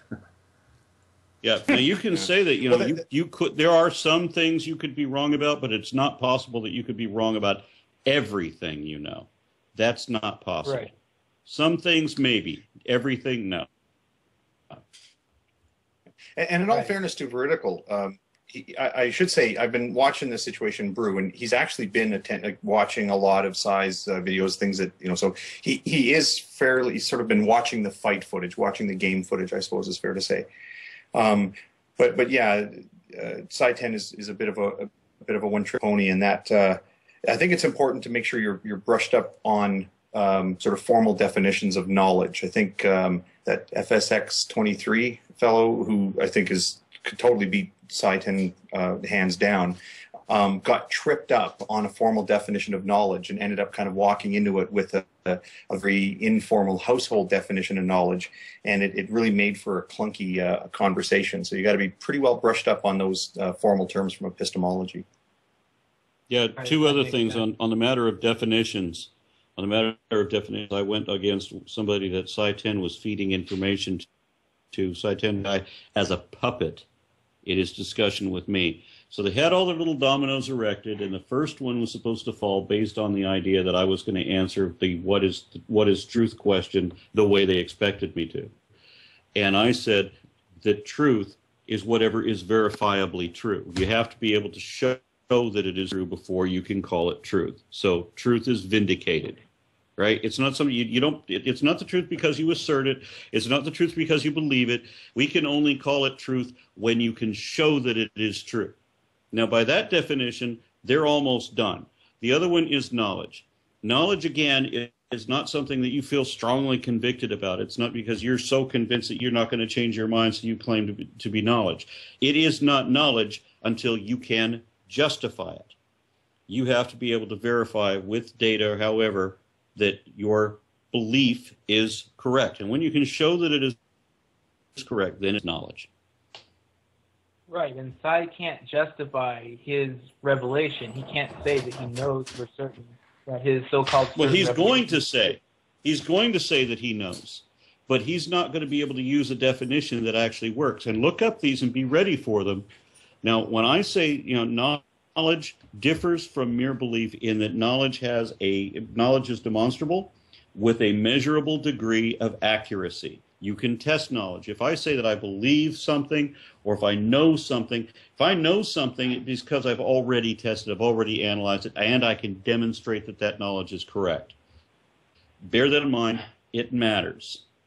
Because you can show that you're real by any number of means. Your communication right now, will show that you're real. And he's going to argue that you can't show that you yourself are real. You can't show that reality is real. Sorry, full stop. Reality is real by definition. Right. Regardless. Experiencing something. It might be a brain. And if you give him a hypothetical, if you give him any hypothetical situation, he will say that you believe that to be true because he doesn't understand what hypothetical thought is. Yeah, that's pretty insane, but yeah, that seems to be what he goes on. Remember, too, that he operates completely under one assumption, and I heard Aaron allude to it a couple of times. There's one assumption that he slips in right at the very start, and it goes, because there is a God, we have X, right? So, you know, there's this God that he envisions, and that's why we have morality. That's why we have the fundamental constants of the universe. That's why we have logic. That's why we have math. That's why we have cheese toast. If we didn't have that God, then those things wouldn't exist. And that is really at the heart of his argument, is slipping in that option that says, well, I can explain my logic, or I can explain how I can apply logic, or how logic exists, or math exists, or cheese toast exists, because I happen to believe in God. So for you to claim that you're going to use math or logic or eat a piece of cheese toast must be because you adopt my worldview. And it's a bizarre claim to make, because I could just say, well, I think the universe and the universal constants and cheese toast and the letter R were all invented by the great Goo, and you go ahead and refute that. But you can't use logic, right, and you can't use the letter R. But what I don't understand about his argument is he also seems to claim at times that you cannot know anything without believing in God. And I've never fully understood where that argument comes from. The other one is that you can't know anything unless you know everything. Well, no, let's just deal with mine to begin with. How would you counter that argument, which he's bound to throw forward? How do you counter that argument? Yeah, sorry, maybe I can clarify. I think I get what he's saying there, and maybe if I sort of put it into sensible terms, it might. What he's saying is that you can't really know something for certain unless you know everything, right? Because some unknown bit of knowledge, some information that is unknown to you may have impact. Like, you may have something that you believe to be known, but it's actually, had you known everything, you would realize this was a deception, or there was more to the story, or whatever. But if you know everything, then it's safe to say that you can things. But unless you know everything, you can't know it. The one exception to that is if you have a who knows everything and can communicate to you in a perfect way, then that friend who knows everything can commute to you a single piece of information that then you know. So the only route to knowing something is stuff that is directly revealed to you by the knower of all things. And I'm not certain that that's what he's getting at, but if that's the case, then it should erect an obvious framework for kicking down that very, very silly notion.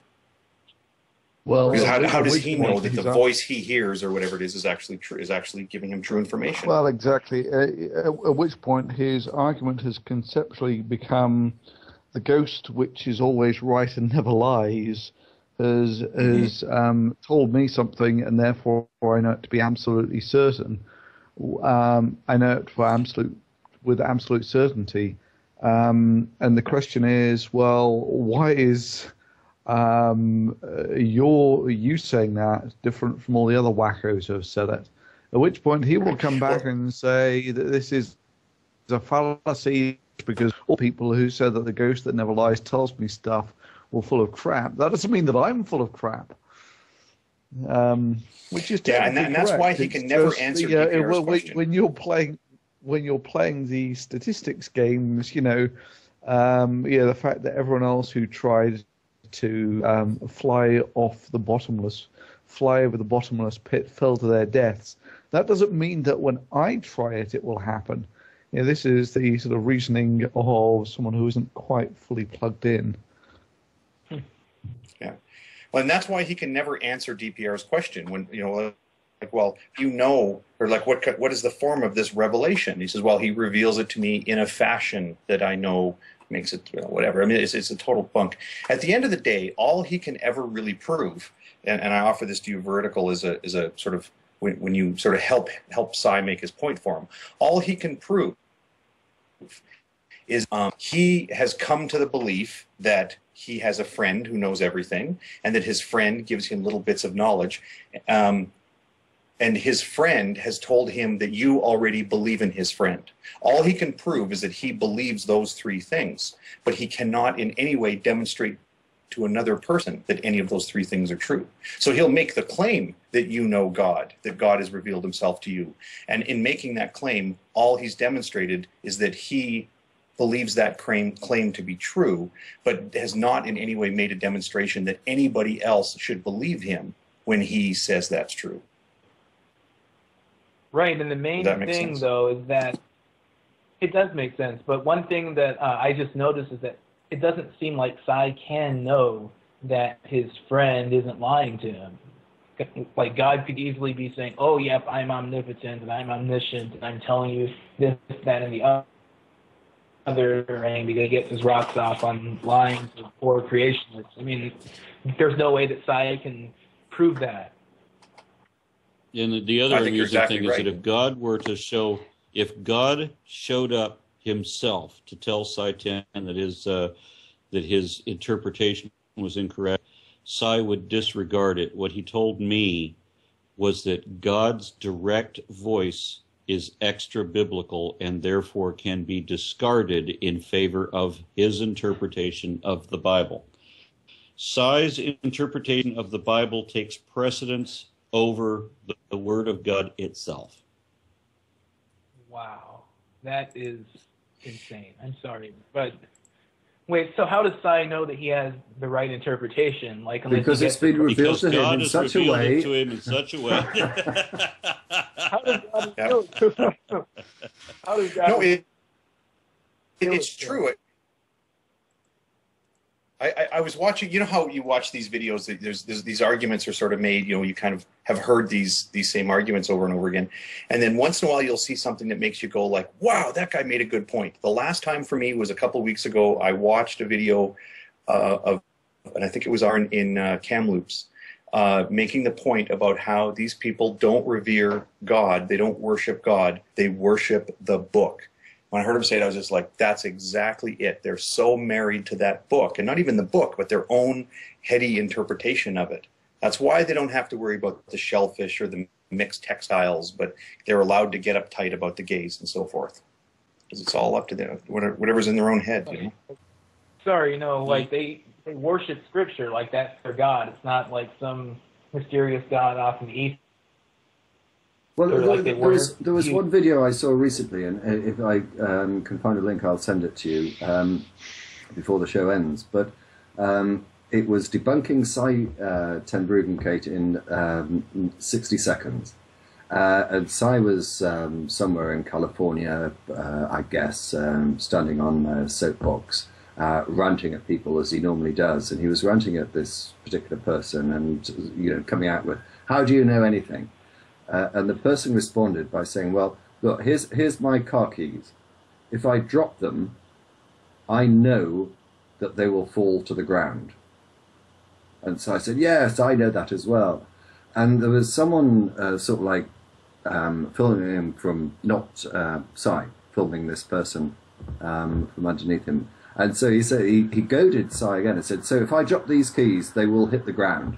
And Sye said, yes, they will hit the ground.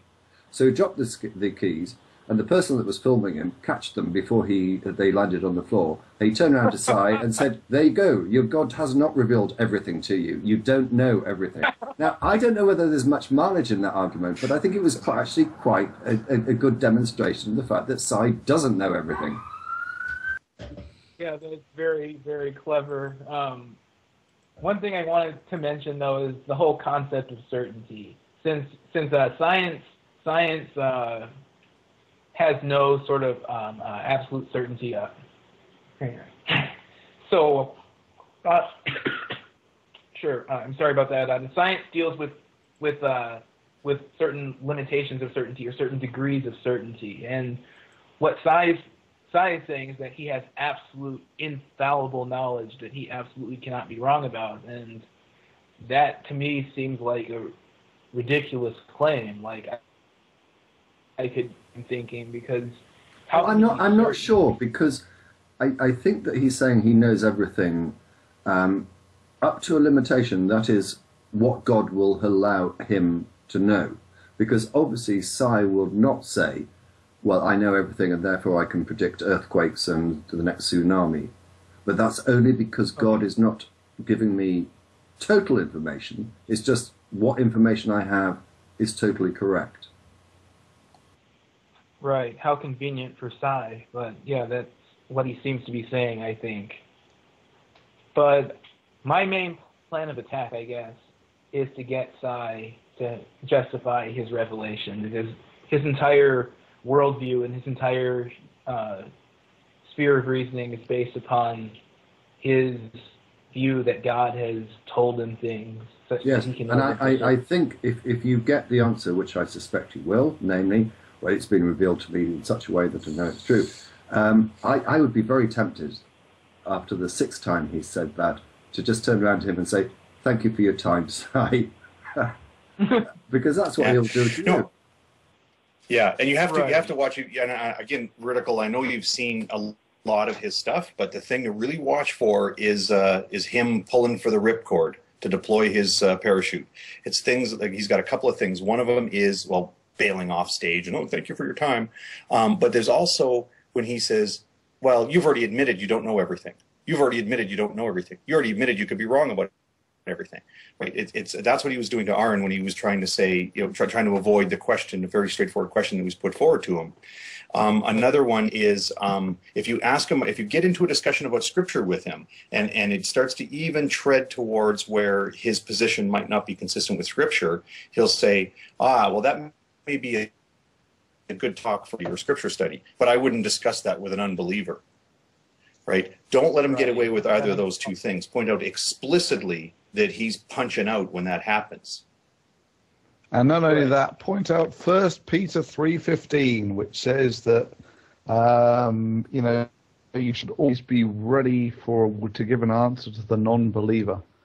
And not only that, it's something they bang on and on about in the stuff that he does with the Hovind lot.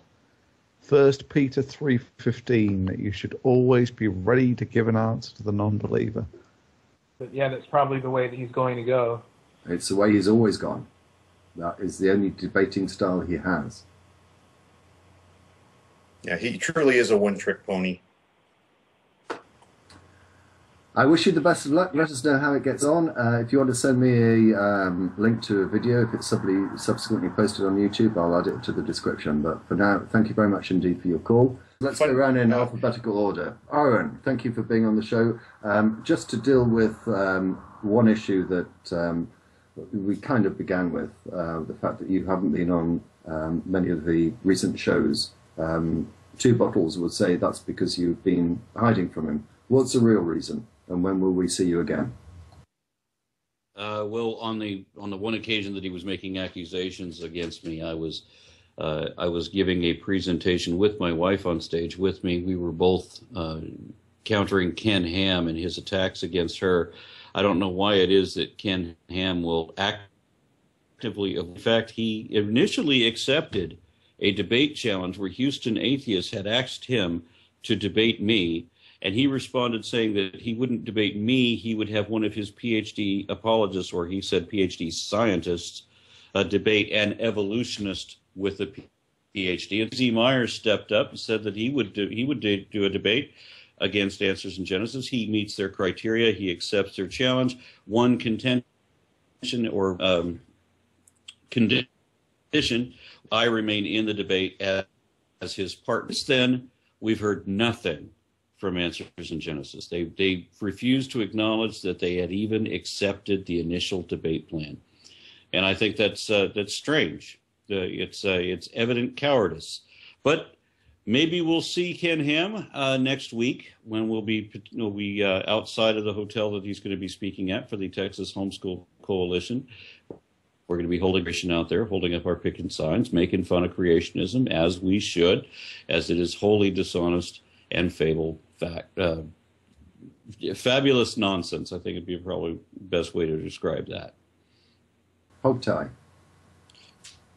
Again, another fun show. You guys are fun to hang out with. I just want to say I'm disappointed I missed my chance to tell, because we got to keep the discussion moving along, but I didn't get my chance to tell Polymath and Thunderfoot they're wrong about something in terms of maybe sort of retooling and doing a different business plan because of the internet. Granted, it's where religions come to die, but isn't Ray Comfort still making some pretty good money? I think, is it Bod to Bits, and there's a couple other people that are making some good videos on who Ray Comfort's target audience really is. It's not about converting non-believers. It's about say, wow, if I bought 50 of these DVDs, I could convert a bunch of non-believers. That's the market. It's like Amway products. And I have to say that I kind of agree with you, because when Thunder said things are very different when Kent comes out of prison than they were when he first started. I'm not completely convinced, Thunder. Tell us why it is. If things are going to be so different and Kent can't get away with the same arguments, why is it that so many other appalling apologetics like Ken Ham and Ray Comfort are still getting away with it? Thunder, your last words. Well, in some senses, I agree with you. That there's still plenty of easy cash to be made by fleecing the faithful. Let me ask you this question, because this is probably supportive of what you're saying. Recently, and I can't remember who made this video, but if I can remember, I will include it in the description. The video was posted about Eric Hovind and Creationists. Creation Today, I think, is their organization, isn't it? And Eric, a couple of months ago, went on YouTube, posted a video in which he was asking for X number of supporters to donate X amount of money, which would have meant, if these people had agreed, he would have got $650,000 per, I think it was per year for the next 3 years. And the maker of this video said, what are they doing with this money? And he then showed the only actual substantive thing that they had done, which was to go to the first American atheist monument, and I can't remember exactly where it is, and make mock of this monument. This is what they're spending $650,000 a year on? No, yeah, surely if I remember correctly. Go on. If I remember correctly, that was a short drive for him to make too. That wasn't all that far away. It was actually a more costly trip when him and Sye went to the Reason Rally, because they actually had to fly to that. But let's be real, these are all chump change on the great scheme of things. Trip halfway across America, a few days in a hotel is a couple of $1,000s. What are you going to do with the other $500,000? Exactly. And I think it was Border Bits did something on the Ray Comfort Ministries about where does the money? It's $1 million or maybe two out. Half of their cash or something goes in salaries to people like Ray Comfort, his wife, his son, and Kirk Cameron. It's like, aren't you guys meant to be doing God's good work? Do you really need six-figure salaries to do that? Imagine where that sort of money could be used by organizations such as MSF, Doctors Without Borders. The money that goes to MSF, I think we will all agree, is going to be much better spent than going to a Noah's Ark theme park or Ray Comfort or Ken Ham's pockets. Apart from that, I think I've pretty much had everything I have to say. Thank you everyone who's watched. Thank you everyone who's called in. And thank you to those who watched when it's subsequently being posted. And we'll see you, I guess, in 2 weeks' time. Hasta.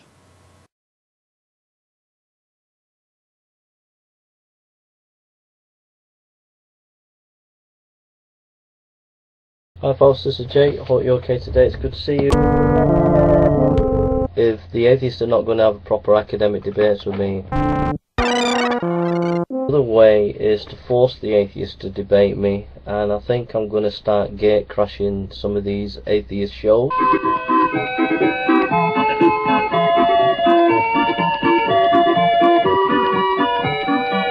I'm going to gate crash the Magic Sandwich Show. I'm going to get someone to get me hooked up on their computer system, take over it, and take over the panel. I'm going to take over their show, force them to debate me and discuss with me, I think. He is an infinite God and he hates sin. To say that there's no evidence, how can you say that of God, what he did for you? How could you say that? How could you say that when Christ died for you?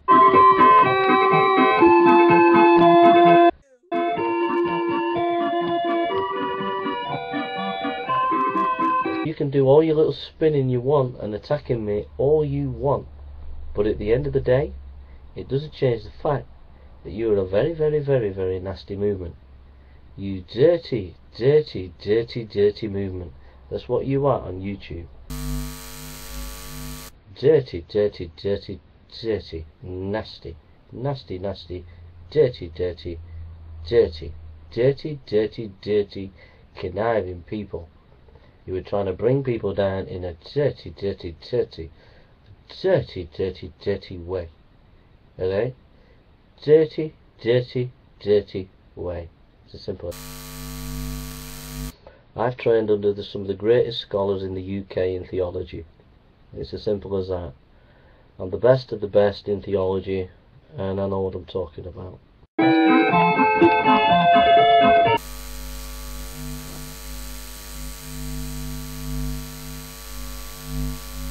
So you need to change your ways, and maybe you might get a top academic like me to deal with you. And yes, I am a top academic. I have trained under some of the top theologians in the UK. And he hates sin. To say that there's no evidence.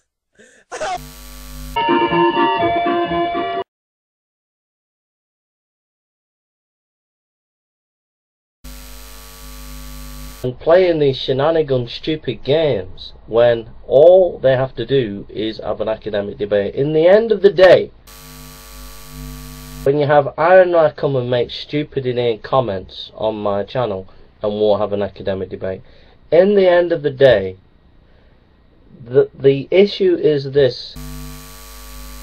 To say that there's no evidence. And I have won. Okay? So the debate between Dan Courtney and the debate between HogTieChamp is officially cancelled. I have won, and I continue to win because I continue to expose them, and I bet you didn't know that.